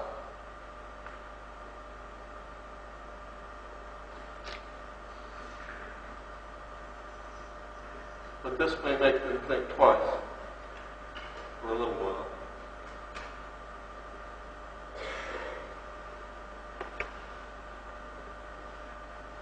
This is behind the grassy knoll. I can guarantee you Kennedy was not shot from behind the grassy knoll. I've stood at that fence and watched the cars go by. It is the worst place an assassin could ever choose. Especially, as they all describe, the man back there having a scope on his rifle. Now, if you're a marksman and you realize how close that road is to the fence, and you try to shoot somebody coming from left to right, directly across in front of you, that close, using a scope, and you tell me that you're a good assassin or a marksman, I'll tell you, you're out of your mind. But somebody was back there making noise like a gun. I don't know if it's firecrackers, or bullets, or blanks, or what. But whoever was behind that knoll making the noise was not the person who was to kill Kitty, or that killed Kitty, as you will see. This is from the corner. All kinds of things. You know, they all show us the grassy knoll and tell us there was a gunman up there, but they never take you behind the grassy knoll with a camera to show you how impossible it is to kill a president from that position. But that's what they want us to believe, because we'll never get at the real answer if we don't, or if we do. And remember, on the day Kennedy was shot, there was people all over there. All over there, just like now. Probably more people.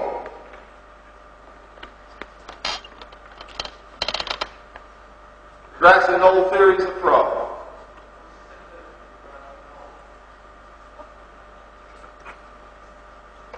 We found these two storm drains. And the one on the right, there was no hole to look out of, so we looked out the one on the left. It's certainly a better position than the grassy knoll. The one on the right would have been much better. And down below in the one on the right, both connected by a big culvert between the two, is a manhole cover that disappears into the sewage system of the city. We know that some shots came from the front, but we don't have any. And we don't even know if that's the place. We just know that the grassy knoll is an insane place where an assassin can attempt to shoot someone if he wants to be successful.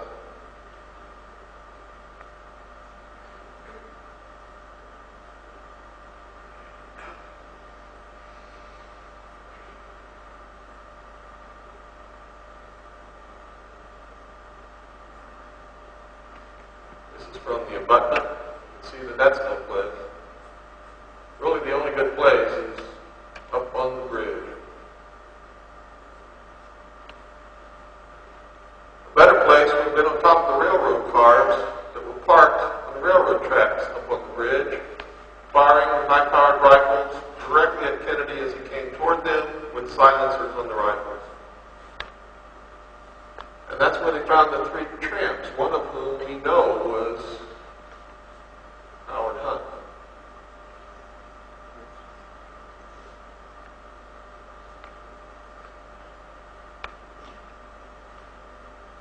We found those three tramps in the railroad cars.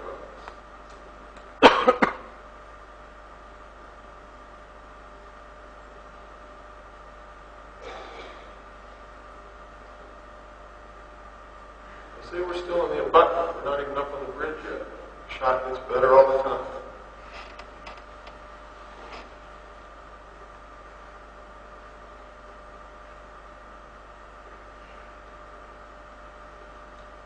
Now we're on the bridge.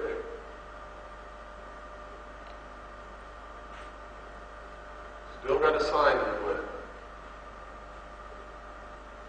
You see, folks, there was no exit wound for the throat wound. No exit. The doctors probed the hole in the back, said it only went in a half an inch and stopped, which means it was probably made later to fulfill the wound in the back, throat, and the head. They tried to disguise the throat wound by cutting a tracheotomy and scarring it all up, and it was never probed, but we know that the back wound never went anywhere.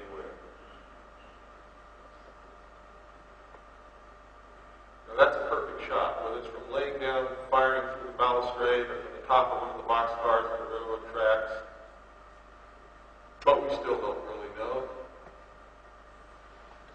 And maybe we never will. And it's not important at all when you understand the organization was the Scottish Rite of Freemasonry.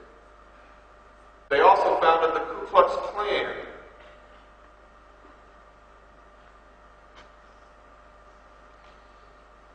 And Kennedy was in the process of granting equal civil rights to blacks in America.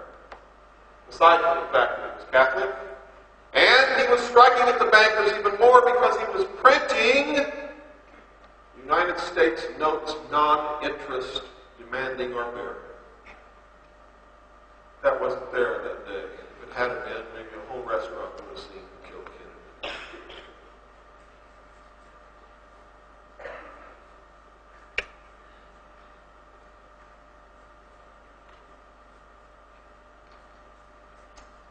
Look at the pyramid above that building. It's been erected since, but it's a direct line with the center of the bridge and Elm Street. Which in the case of the pyramids, folks, very seldom ever an accident where they're placed. That's looking directly up Main Street. That's the route Kennedy should have traveled.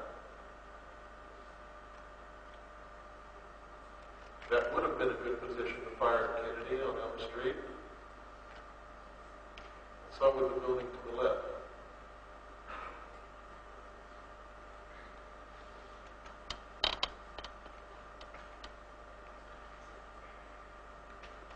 Building behind which is the pyramid would have been an even better spot because it's a direct line.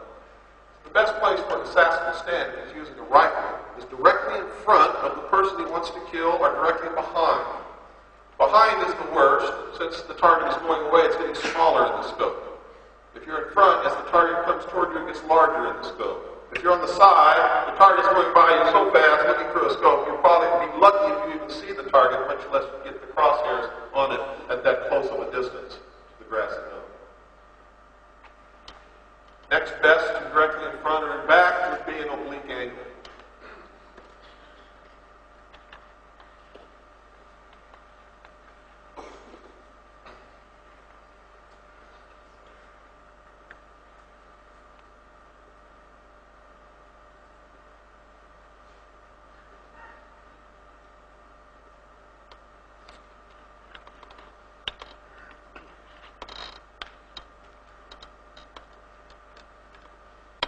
John F. Kennedy was putting a severe kink in the New World Order. In fact, I think if he'd lived, he may have been able to stop it in its tracks. He certainly would have saved the United States from slavery just by the printing of United States notes instead of Federal Reserve bills.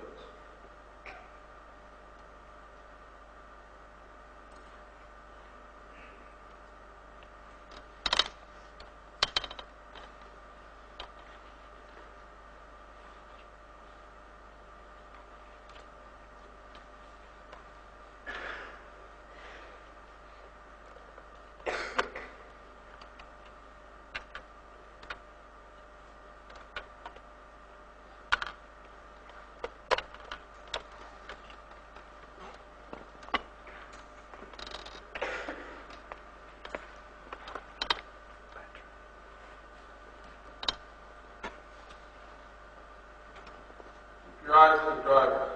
This is the real speed of the motorcade. On most films that you see, it's speeded up much faster than this. Watch the driver, folks. Don't look at Kennedy, watch the driver.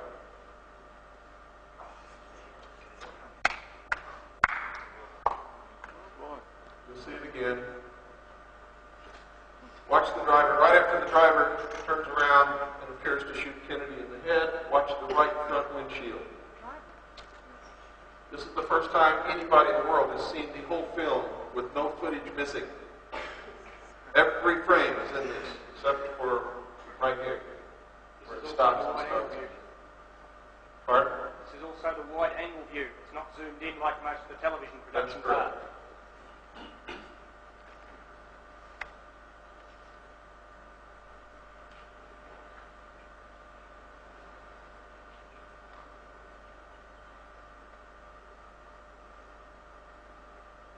At 1/4 speed.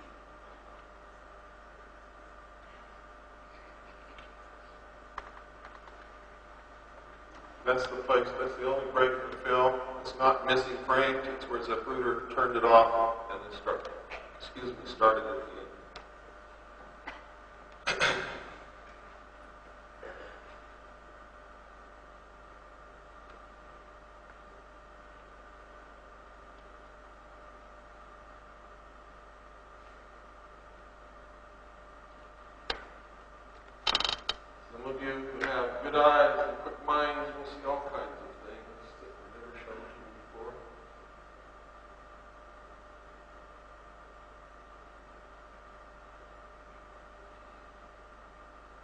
passenger turns all the way around, sees the Kennedys not dead. He turns around and Greer says, "Hey, man, he's not dead. What are we going to do now?"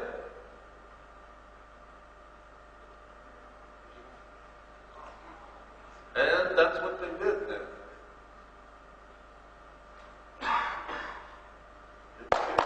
Go through the front windshield.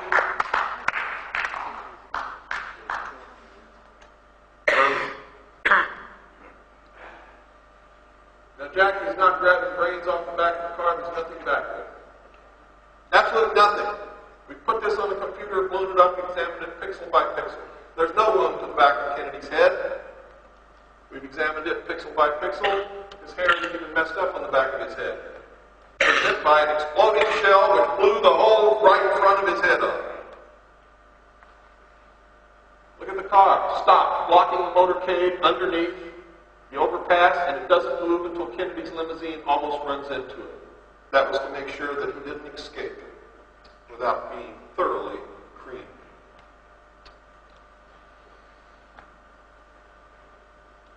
How many shots are you saying? Was it just one shot from the driver? Well, shots all over the place. You'll see. Just be patient, folks. Sorry.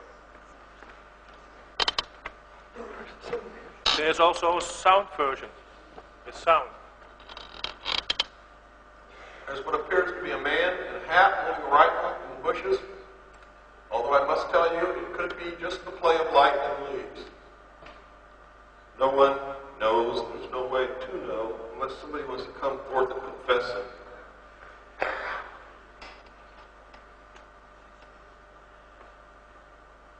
On the computer, we can't even tell. If anything, it looks more like the play of light and leaves than a real man with a rifle.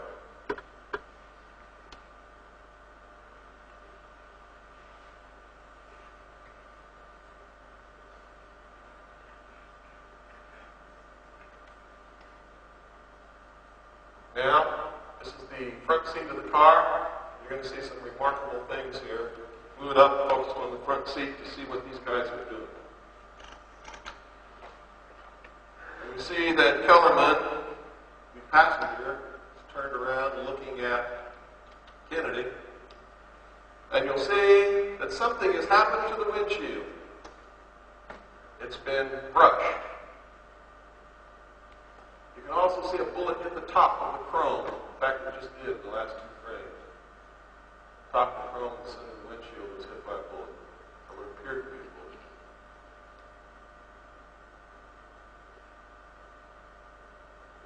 See, Greer is also looking at the president. Greer right there, looking directly back. Now, if you know anything about the training of people who drive cars for important people, he was supposed to have his foot through the floorboard, get that limousine out of there, not looking around. Kellerman, the passenger, is now beginning to talk. They're talking right now with each other. And he's going to lean forward and take the wheel with his left hand, Kellerman's wheel, the passenger.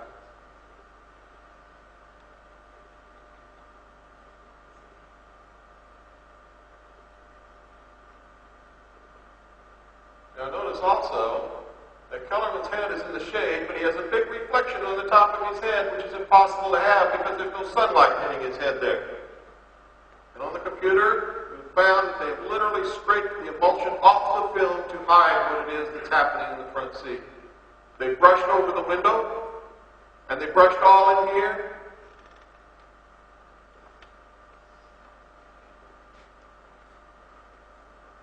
And when they show it to the public, it's usually in black and white, and usually at the fatal moment, they zoom in on Kennedy. They don't show you the rest of the car. Look at this. They've scraped off the emulsion even into Kellerman's forehead. They've scraped off the emulsion all the way up into here to hide whatever it is that Greer's got in his hand and is doing. You see that? See how the emulsion's been removed? These are not reflections, folks.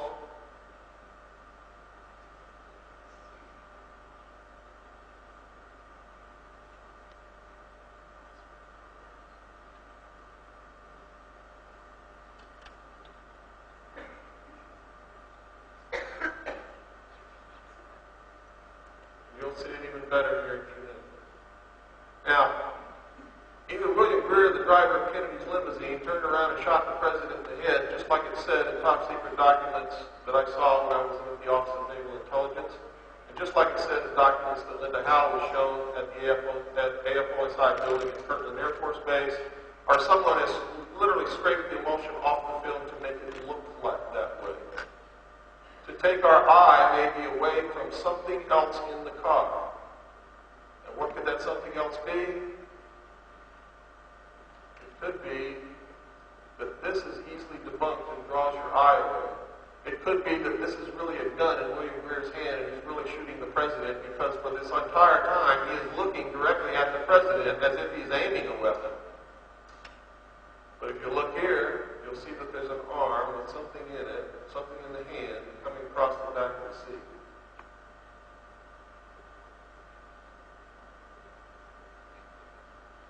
Now this is not a reflection on Kellerman's head. It's above Kellerman's head.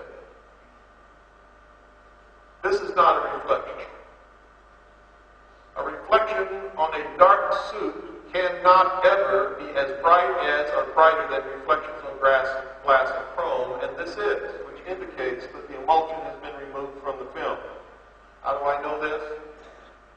Because I have a degree in photography, and what you're seeing is a videotape made from an original first-generation copy of the Zapruder film, which is in the vault of the intelligence community on 35mm film.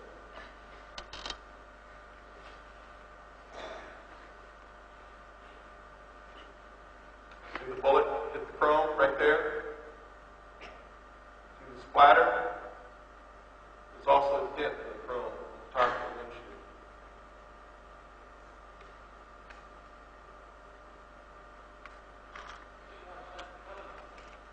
I have no idea.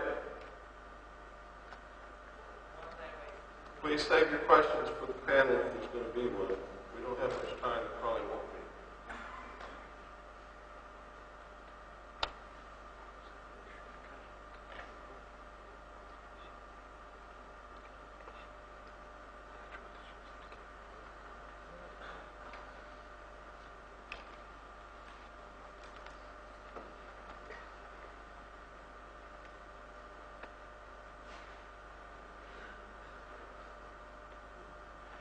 Now they're both ducking down.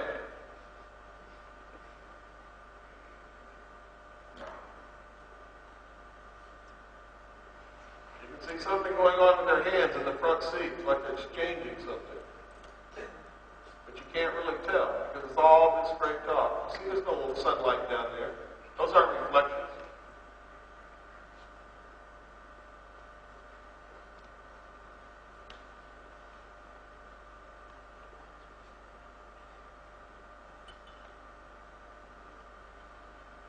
Watch right here, folks.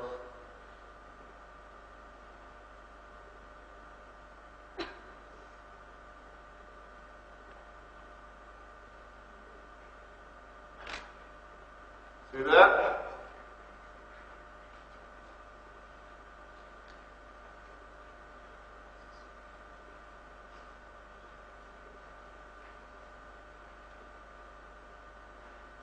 See all this?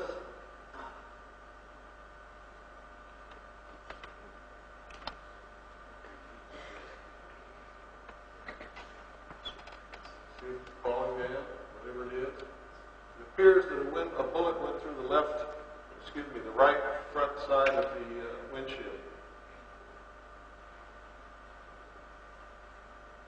But when you really begin to understand how much this film has been doctored to deceive us, you'll understand that this film is no longer useful for anything except to prove that there definitely was a conspiracy because the film has been doctored to hide what really happened from the public. And nobody's ever known that before. And nobody's ever told us, including all these so-called photo experts, who have been helping conceal the facts. This is not supposed to be in public hands.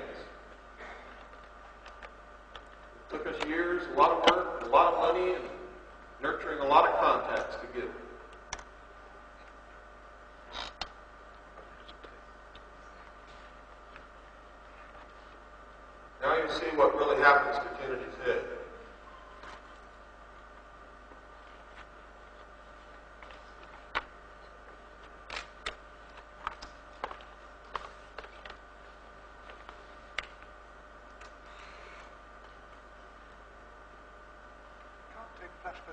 screens.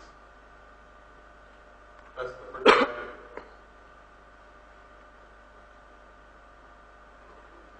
See that?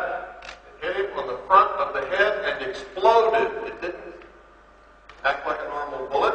Like a mini bazooka. And you can see all of the spray went up and back. And you can see that the whole right front of his head is laid open. And there is nothing on the back of his head. No head missing, no hair missing. The hair isn't even messed up. They've been feeding us nothing but lies. And there you can see where they've doctored the film to hide a hand and something and an arm. See the cuff? Now here's Conley's arm right here. Remember, you're seeing these frames for a long time. If we ran at the normal speed, you wouldn't even have time to notice anything in these frames. Nothing at all.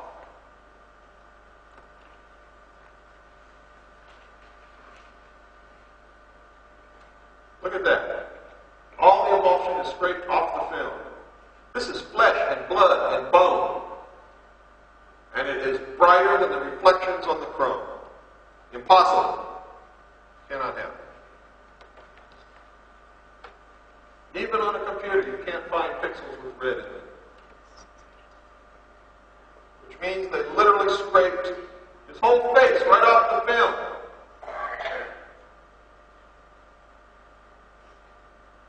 We will never know from the Zapruder film what really happened, except one thing is absolutely positive. For the first time in history, we can prove conspiracy. And it could only have been done by two groups.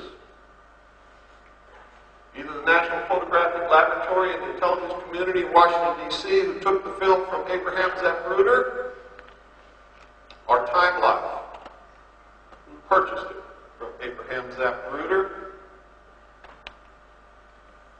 And whoever did it was also guilty of the murder, because conspiracy says that any member of a conspiratorial group is just as guilty as the man who pulled the trigger. That's the law in my country. Look at that.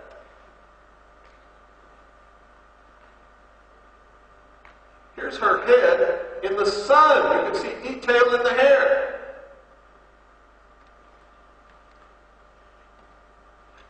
They've been screwing with us all these years.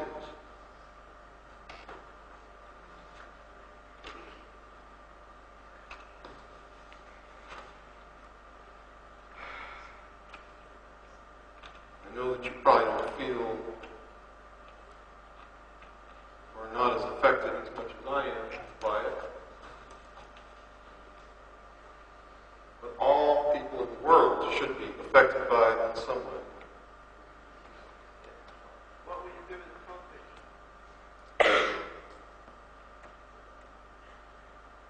Sorry. What will you do with this copy? This copy? Yes, I'll take it back. Do you know what Mrs. Kennedy was going for?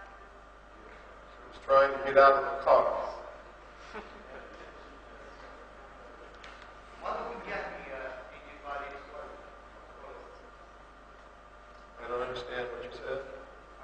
When the actual explosion occurred, what did you get covered in blood or in your body?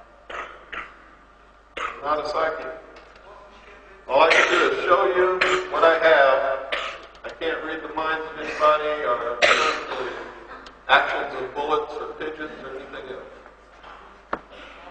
You see, there's nothing on the back of that car. The bumps that you see are normal. They're supposed to be there. They're part of the car. All this rumor and conjecture and stories that she was trying to get a piece of John F. Kennedy's skull, and I think that was perpetrated by Bob Groden, is a lie. Why is there no blood on her coat after exploding his head? Oh, there's blood all over her dress. You put it on the computer, you can see that. See, we look at it pixel by pixel. How is it you want to manipulate the image? Very simple. Go get another copy of the film that I've never touched in my life and look at it. And I have a copy from the BBC with sound, and I can tell you that's been doctored.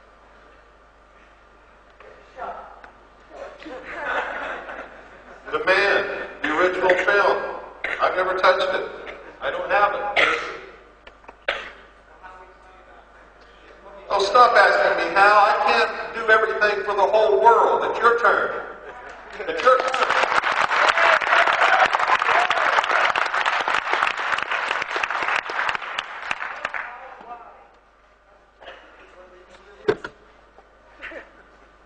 What's happened to the driver subsequently? Driver was abducted, today, you mean? According to the records, he died in 1985. However, that doesn't and government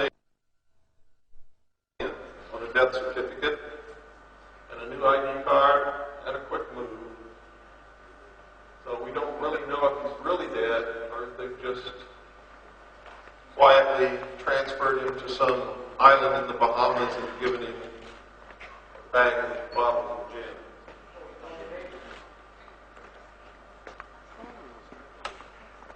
Guy sitting next to the driver. He's dead also, according to the record. Very good. People involved in things like this in the United States government usually don't live long. Do you suspect that Connolly knew this already? Except for G. Gordon Liddy, he never talks.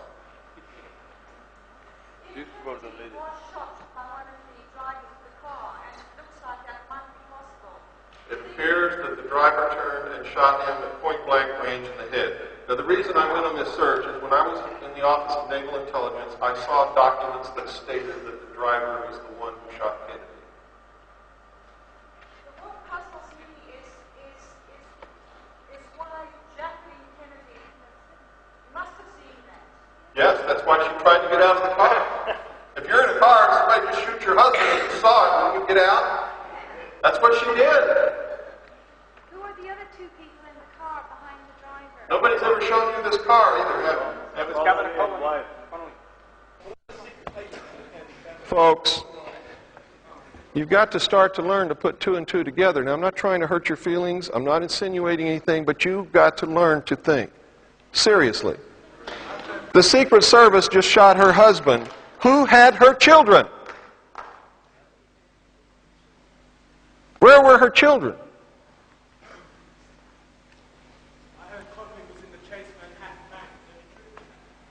I don't know. See the back of the car, folks? The same things on the back of the car there that there was when he was shot. Now you'll see that that's definitely not a reflection on the top of Kellerman's head. We put it on a computer, we found his whole head, and we drew a line around it. And you're going to see it.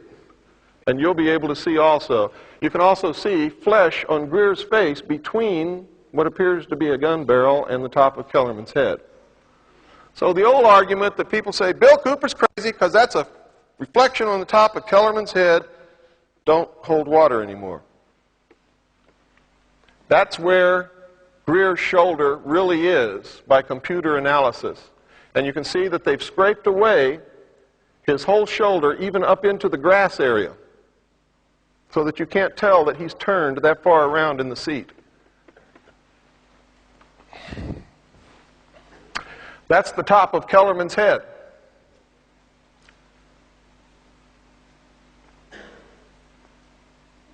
Now, if that's a reflection, that's the best Brill cream job I've ever seen in my life.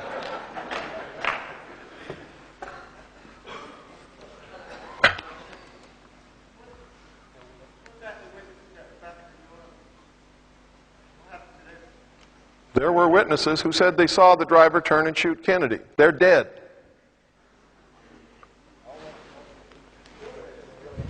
Yeah.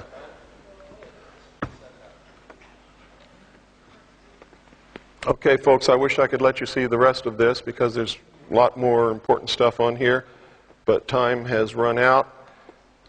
You're the first people in the world who have seen this and now know this. Please do something about it. Please help us. Thank you. God bless you, and good night.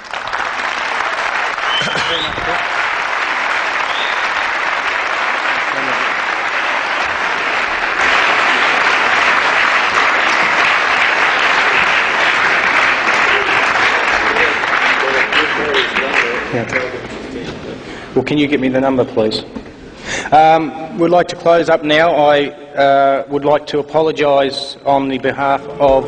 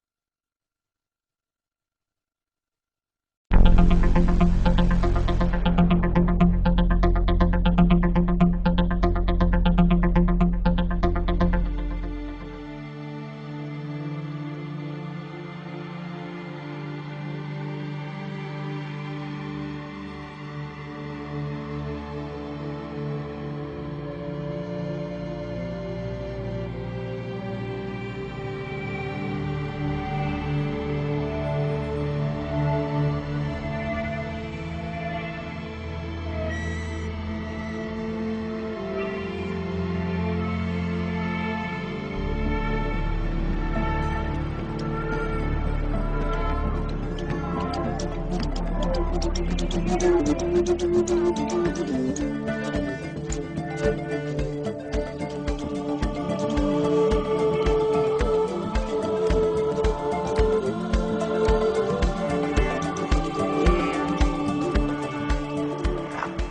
I'm going to preface this film and try to put some things that you've already heard today into some form of perspective. You've heard us talk a lot about energy, about suppressed technology, about hidden governments, about groups of people who want to manipulate populations for reasons they really won't listen to me because their mind is still closed. They don't understand what is happening to them. When a silent weapon is applied gradually, ladies and gentlemen, the public adjusts, adapts to its presence, and learns to tolerate its encroachment on their lives until the pressure, psychological, via economic, becomes too great, and they simply crack up. Therefore, the silent weapon is a type of biological warfare. It attacks the vitality, options, and mobility of the individuals of a society by knowing, understanding, manipulating, and attacking their sources of natural and social energy, and their physical, mental, and emotional strengths and weaknesses. And they become depressed, and they don't understand what's happening. And they're bombarded with more violence, and more immorality, and more wars, and more death, and more diseases, and more AIDS, all brought about by our controllers to force us in a state of capitulation, which means surrender. And sometimes I get a pain in my chest and in my heart that I cannot contain because I know what's happening, and it's so difficult to get anyone to listen. And I know that if they do not listen and open their minds and change things, take the power back into their hands, that they are doomed to slavery forever. For the entire history of the human race, no man or woman ever, unless they were a king, a queen, a sultan, an emperor, or an emir, were ever free. Until a bunch of malcontent criminals, religious misfits, went to the New World and established the United States of America and wrote a constitution with a Bill of Rights. And to this day, the American citizens are the only people on the face of this earth who have ever truly and totally been free. But it's going backwards now. You see, we always carried the torch of freedom for the world, and we're not doing it now. If you don't watch out, the United States will lead you into slavery. For we've already lost about half of our Bill of Rights, which protects our Creator-endowed rights, which were given to us by God. You see, we have no constitutional rights. Our forefathers did something that nobody ever did in the history of the world. They said there is a God. And God gave us, man, certain unalienable rights, which no one can ever take away from us.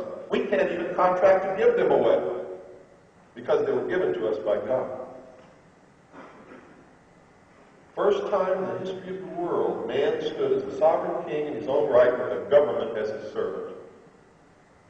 And now, I am ashamed to say, the American people do not even vote anymore. They become apathetic, irresponsible, stupid, and lazy. And they're giving it up. And if the United States Constitution and the Bill of Rights fall, all freedom in the world will fall with it, I can guarantee you. All of them. What do you think would happen, ladies and gentlemen, after all the indoctrination that you've been exposed to, through the movies and television, and even newspaper ads, about extraterrestrials and flying saucers? Now they pump $100 billion into the SETI project and begin to find you to accept that there may be extraterrestrials from outer space threatening this planet. Why, you'd be willing to give up whatever you had to give up, whatever is necessary, your rights, your money, your house, whatever, to join all humanity in a one-world government to face that threat, so that those little green men wouldn't come down here and eat our children, just like you did in World War II.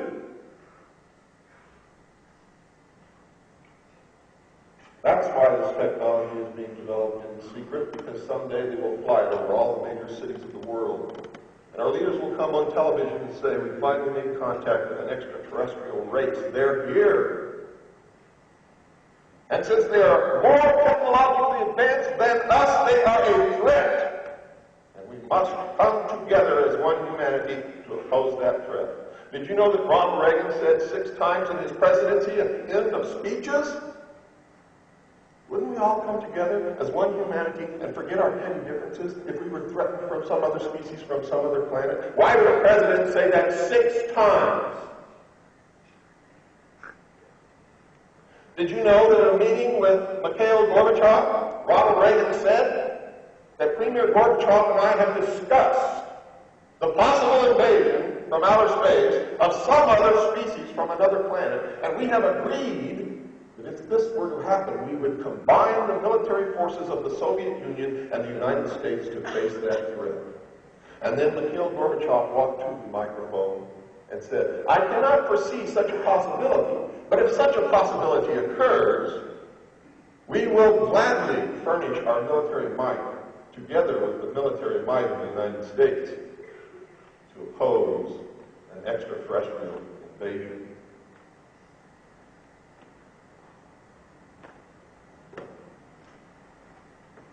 Please start the film now.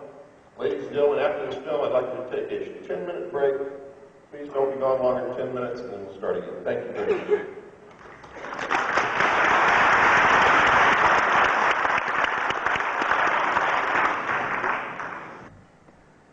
You need to be concerned about the ozone hole, the burning of the Amazon rainforest, global warming. Let me enlighten you. For these are all deceptions, manipulations, designed to ask you to ask for more control. Why is the Amazon rainforest burning? Anybody know? Nobody knows.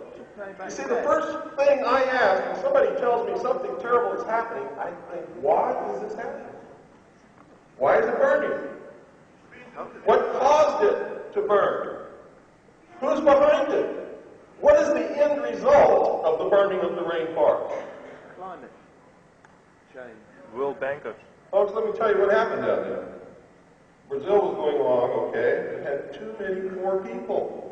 About 98% of Brazil are dirt poor people at a poverty level that you cannot even imagine in this country, and we in the United States cannot imagine anyone being able to live under those conditions either, because we've never had to do it.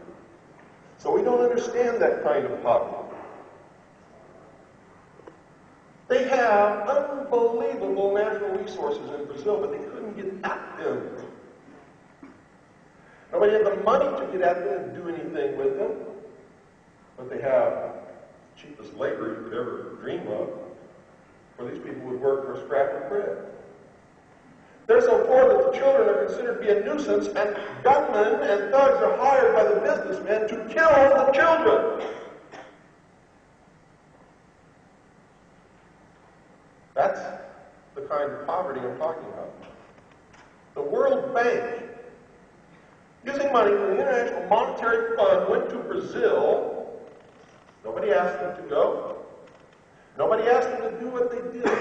But what they did was build a road across the Amazon jungle going nowhere. Huge highway.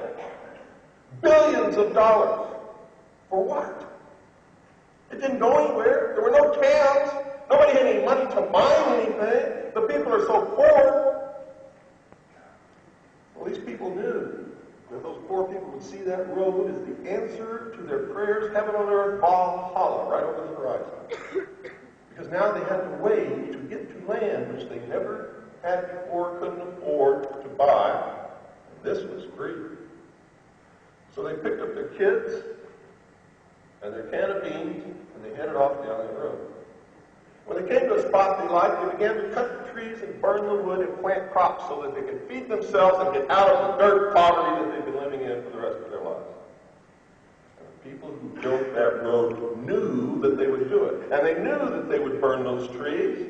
And they knew that the soil was so poor they could only grow one crop and would have to move on and chop more trees and burn them, for they had tested everything in advance. And they knew that the rest of the world, being stupid like we are, and being rich and used to having good things, would not understand what was happening and would say, we've got to stop burning the rainforest. But how can you tell a sovereign nation not to burn their own forests? Can't do that, can you? What's the answer? The answer is to make Brazil give up their sovereignty and thus make every nation give up their sovereignty so a world governing body can make sure that the rainforest doesn't burn. You see how easily we're manipulated? And when I said stupid, I mean it. Stupid means mentally crippled. And I don't mean to insult anyone, but before I can reach the point where I'm at now, I had to look in the mirror and say, Bill, you've been stupid for most of your life. Whether you like it or not, you have to admit you've been stupid for most of your life, because you can't have a solution to a problem until you admit what the problem is. I was stupid, and that was the problem with me. Most of the people in the world are stupid, and that's their problem. Unless they can do what I did, look in the mirror and admit it, nothing is going to change. Ever. Ever. What is the truth about the ozone holes? Let me tell you. This is my newsletter for July 1st, 1992. The ozone layer and the so-called holes in the ozone layer are one of the biggest hoaxes in history. It is designed to hasten the New World Order. The only answer to such a program, were it real, is centralized control of the Earth's atmosphere and everything that goes into it. In other words, folks, one world government. The treaty signed at the Earth Summit, which made me puke every time I saw it on television, in Brazil, were designed to nibble away at the sovereignty of nation states. I tuned into it one day on C-SPAN, and what did I see? I saw this huge wooden dais. Must have taken 40 trees to build this thing, and up on it were sitting in this order John Denver, the Dalai Lama, Whoopi Goldberg, and Al Gore, telling the rest of us that we shouldn't be using trees to build around.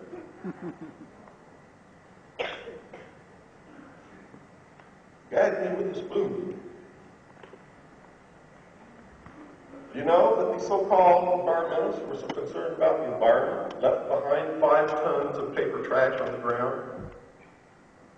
Did you read that in your newspapers? What a joke. Ozone does not stop ultraviolet radiation from reaching the Earth, folks. It is a product of the chemical reaction which does. And there's a simple test that you can all perform. If you get your hands upon an ultraviolet light, you will have instant illumination. It's a product, a byproduct of the chemical reaction that does shield us from the harmful rays. What really happens is that the sun produces light and many other forms of radiation, including the harmful ultraviolet spectrum. The atmosphere contains gases, mainly oxygen, carbon dioxide, nitrogen, trace gases, and other forms of some of these same gases. Take oxygen. The symbol is O, but it seldom exists as the single atom O. That's an ion. Ions don't like to be alone. It seeks out another ion or another atom of oxygen. The two bond together and form O2, and that's what we breathe.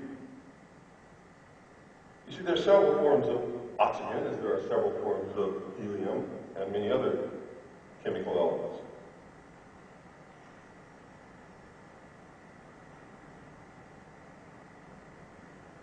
A single atom of oxygen is known as an ion. Another form of oxygen, ozone, can also be found in small amounts in the atmosphere. Ozone, folks, is produced when large amounts of energy comes in contact with molecules of O2, causing the O2 to split into individual atoms or ions. Again, ions cannot exist long alone and seek each other out to form once again O2. Frequently, though, these ions will bond together quickly. If one can't find another individual ion, it will bond with one of the O2 molecules, forming O3, which is ozone. Any simple high school textbook can explain this, and anyone can perform the experiments needed to prove it.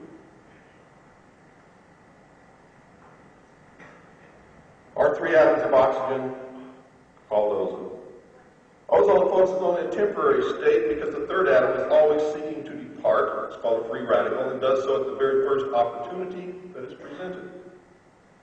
This may be caused by another jolt of energy, such as lightning, which is the most common form, and that's why you smell ozone in the atmosphere after a thunderstorm.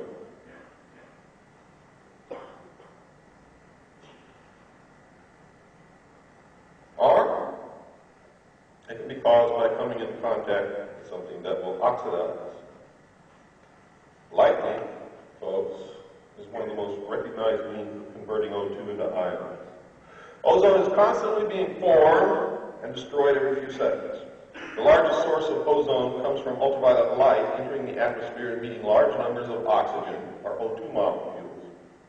The resulting chemical reaction depletes the ultraviolet light and splits the oxygen molecule into ions. These ions seek each other, or molecules of O2, and form either O2 or O3. The O3 does not exist more than a few seconds and reverts to O2 as the third atom is released to either unite again with another ion forming O2 or unites with another chemical which it oxidizes. As you can see, ozone is a byproduct. The process has nothing whatsoever to do with protecting us from the ultraviolet light. You can prove this to yourself by getting an ultraviolet light.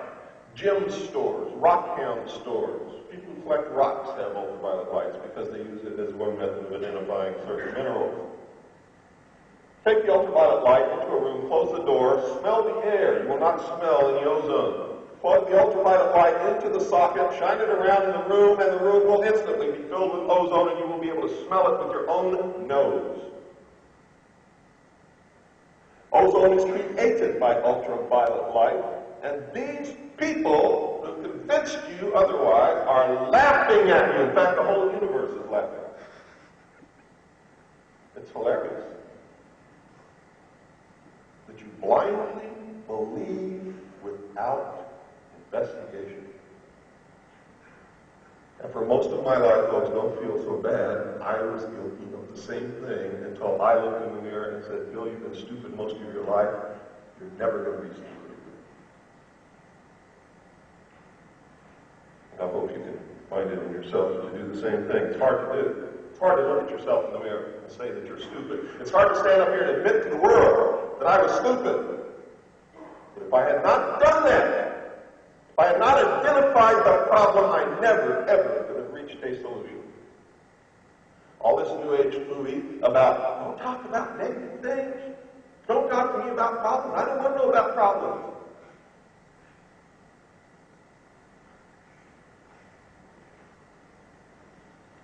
Is terrible.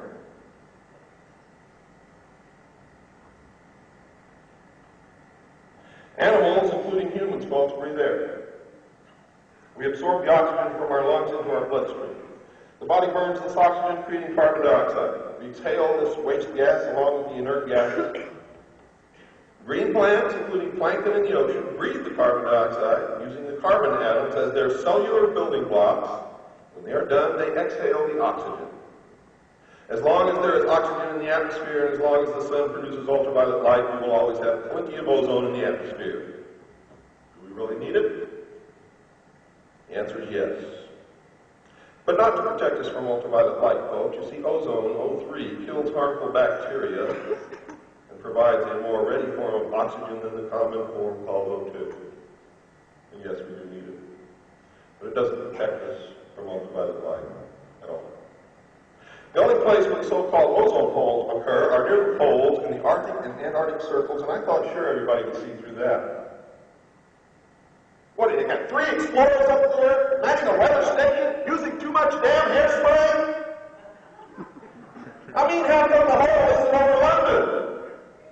Or Los Angeles? Where they're using all of this stuff. No, he's not wrong. I'm sorry that you feel so bad about finding out that you've been suckered, but the truth is I am absolutely right, and you can prove it to yourself. And if you continue to yell and holler, you will have to leave this auditorium.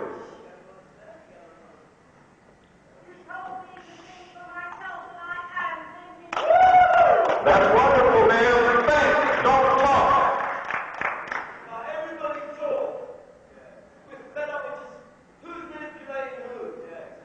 If you're fed up, go home. This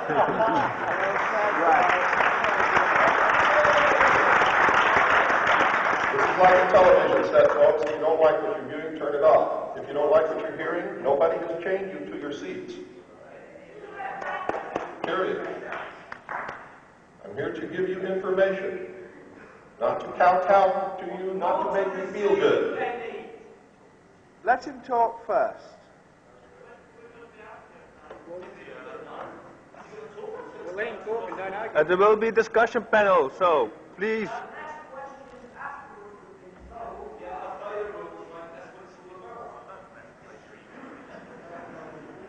The only place where the so-called ozone holes occur are near the poles, folks, in the Arctic and Antarctic circles. The reason for this is that the Earth is tilted on its axis as it moves around the sun, and twice a year, one pole does not get hit with sunlight. Therefore, the reaction does not take place. And it is not a hole that is being observed, it is an absence of the reaction. There are no CFCs at the North and South Pole. There's nobody up there spraying vast amounts of CFCs from spray cans, hairspray, or anything else into the atmosphere. Period. It's not happening. It is a manipulation. And you're going to find out why in just a couple of minutes. The holes only occur, and you'll notice this, in winter at whichever point is experiencing the winter. Never occurs in any other time. They occur where the Earth's tilt causes a perpetual night during the winter months and where no ultraviolet light is coming into contact with oxygen. Thus, there is no production of ozone. Another so-called hole will predictably appear at the other polar region when that hemisphere is in its winter months. And if you'll go back through the newspaper articles which announces the poles at the holes at the poles, you will notice that wherever the hole is at the pole that it is at is always in the winter. That pole is not receiving sunlight. You should know by now that they are not holes at all, but only areas where the ozone-producing chemical reaction between ultraviolet light and oxygen does not occur. You should have also deduced from this process that the so-called holes will seem to appear and disappear as the region moves from winter into summer and then back again into winter. The whole process is a natural cycle, it is predictable, and it's very simple to understand. The scam that CFCs deplete the ozone layer, which is non-existent, can be easily exposed. Most of the CFCs in the world can be found in the northern hemisphere, where most of the rich nations are located. Why then does a so-called hole appear over Antarctica every southern hemisphere winter? Why not over New York, or Tokyo, or London, Paris, Los Angeles, or Stockholm, where the CFCs are in the most use and thus can be found in the atmosphere in the largest amounts? Is there a vacuum cleaner that immediately sucks them up and transfers them through a great hose to the poles? I don't think so. It's because, folks, the whole thing is a hoax designed to make people who cannot think for themselves scream for total control of everything and thus help to usher in the one-world totalitarian socialist government that is coming as sure as you're breathing and living and sitting in this auditorium, if we don't change things. And we can. Now let's take a hard look at chlorofluorocarbons, or CFCs. According to the doomsday prophets, chlorofluorocarbon molecules are going to rise to the stratosphere, where ultraviolet light radiation will break them up, releasing chlorine molecules which will act like a hungry cookie monster and eat all the ozone molecules. This will cause an ozone hole and everyone will get skin cancer. Right? Wrong.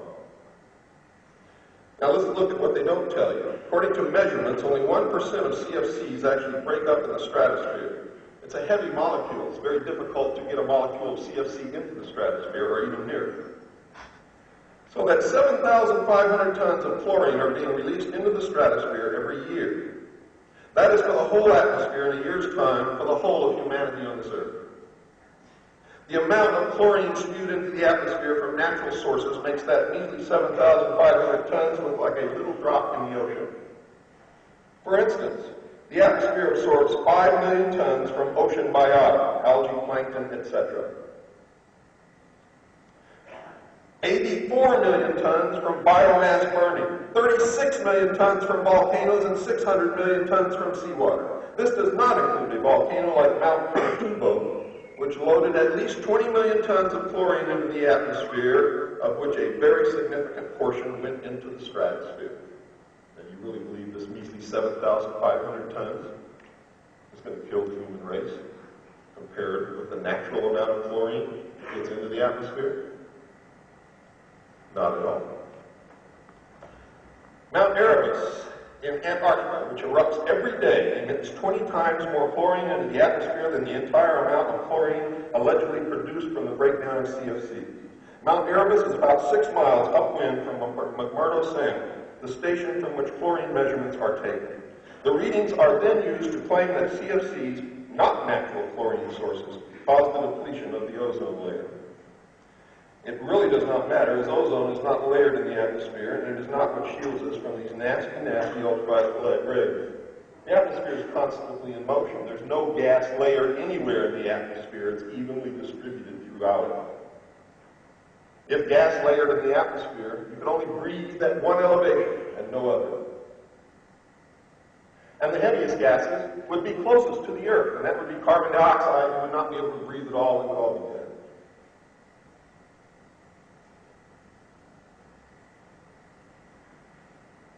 The case is exactly the same with halogens. The doomsayers want all halogen fire extinguishers banned because they produce bromine. This chemical is supposed to be a super ozone destroyer, 10 times more dangerous than CFCs. The actual amount of bromine released is very insignificant, perhaps not even measurable, because most of the bromine that's actually in halogen is destroyed in a chemical reaction during fire suppression. On top of that, they never have a life long enough in the atmosphere that is necessary to even get to the stratosphere. Ozone levels over a measured period of time shows a clear oscillation from year to year. If you were to compare the cycle in ozone levels with the number of sunspots over the same period, the correlation is very clear. An 11-year and a 22-year cycle in ozone levels matching the sunspot cycle are clearly evident. A major influence on the density of ozone in the atmosphere is sunspots, solar flares, the influence of the sun. It is how ozone is created in the first place. Billions of tons of ozone are created every instant and are also destroyed every instant. In 1988, the Ozone Trends Panel released a report supposedly documenting that there had been a 3% depletion in the ozone layer over the northern hemisphere. They gave a press conference. They handed out a summary of the report, but the report itself did not come out for another 3 years. When it came out, what it said was actually totally different from what they reported at the press conference, but that is buried on the last page of the newspaper. But it scared everybody, and it got everything into motion that was necessary to ban CFCs. Then they gave a whole sequence of conferences after that with the same modus operandi. They gave a press conference in April 1991 that claimed 8% ozone depletion. No scientific paper to follow it up, no peer review of the data.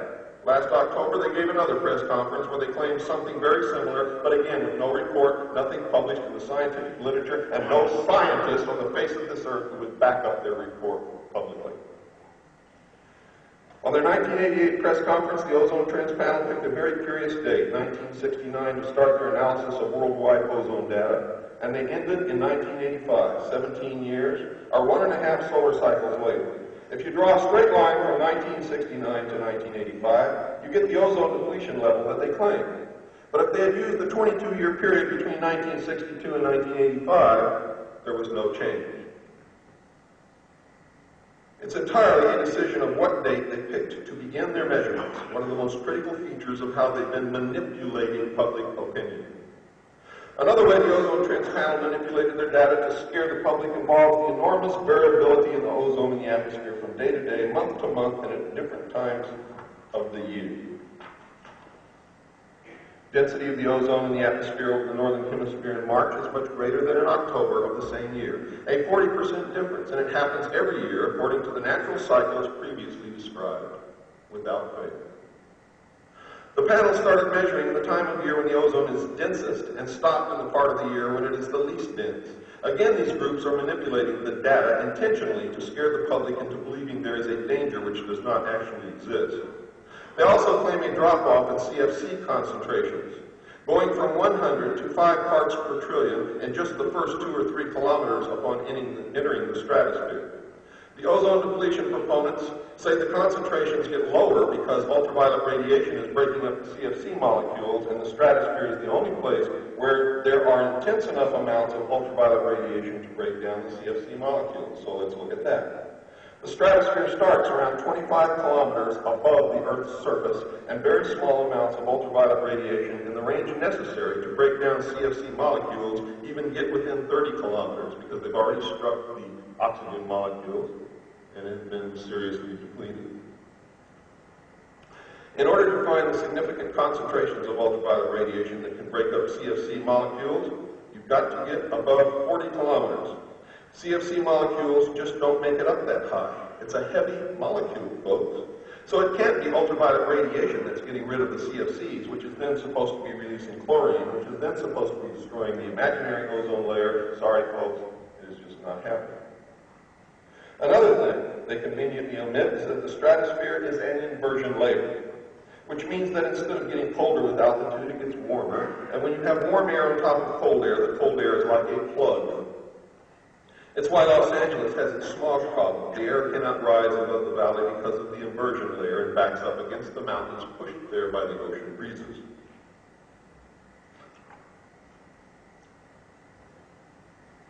The air remains trapped. Whatever air makes it to the upper part of the atmosphere comes right back down because of this plug. There is no evidence that they're being broken up at all. Show me a scientific paper. Anybody, show me a paper written by a scientist that says this. They don't exist. The threat touted by the doomsayers is increased skin cancer, which is a blatant lie. The only reason skin cancer has risen is that the old taboos against being in the sun, especially with the white race or light-skinned peoples, and sun tanning have fallen by the wayside. Sun tanning is a relatively modern phenomenon. The population of the world has doubled, and there are more people out in the sun and on beaches than ever in the entire history of the world. More light-skinned people have moved south or north, as the case may be, in order to enjoy milder winters. If a person living in the northern hemisphere moves south only 60 to 120 miles, it translates into an increase of 10 to 20% in ultraviolet radiation exposure. But if you were to move from Tromsø, Norway to Panama or Bombay, you're talking about an increase in ultraviolet radiation of more than 600%.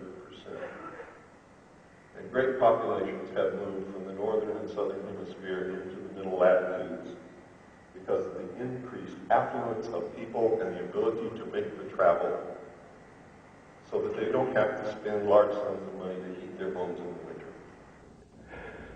According to the theory of those who want to scare you into the New World Order, a 1% ozone depletion means a 2% increase in ultraviolet radiation, but the data shows ultraviolet radiation actually decreased as much as 7% between 1974 and 1975 when these measurements were taken in the United States. When this study was released in Science magazine by Joseph Scotto of the National Cancer Institute, the only network in the world systematically measuring ultraviolet radiation, the government shut down the instruments because they didn't want us to know that. CFCs are being banned, yet nobody talks about the consequence of this action.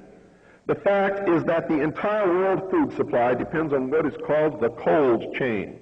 If you think people are starving now, ban CFCs. The network of refrigerated warehouses and refrigerators in homes, supermarkets, and so on that keep food from spoiling. The world already produces more than enough food to feed every man, woman, and child. The problem is that between 30 to 60% of it spoils every year, depending upon the country. Effectively, you're going to have to scrap every refrigerator around the world. 1 billion home refrigerators, several hundred million commercial refrigerators. It could mean a collapse of the worldwide cold chain. Remember Global 2000? The plan to deplete the world's population by 2 billion people. To make it worse, any potential drop in substitute cannot presently be used in any existing equipment. So you've got to build entirely new equipment. And who benefits? And that's the first thing you should always ask. Who benefits? manufacturers. The multinational corporations, those who manufacture new equipment, and the chemical companies that could make hundreds of billions of dollars in revenues every year from the ban of CFCs.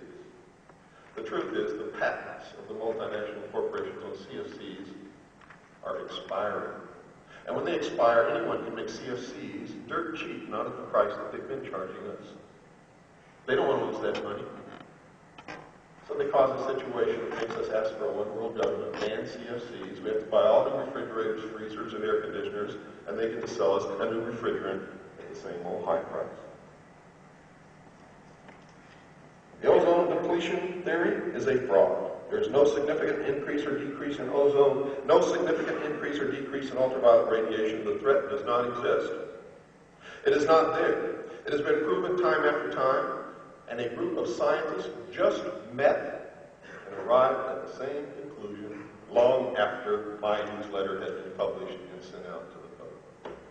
It was just in the news the other day. For the first time, scientists made a decision on the ozone depletion and said that it's a hoax and that CFCs are not causing it. A nation or world of people that does not use its intelligence are no better than animals who do not have intelligence. Such people are beasts of burden and stakes on the table by choice and consent. Thank you, ladies and gentlemen. Will all speakers please come up and we will have the panel. Now you may ask your questions.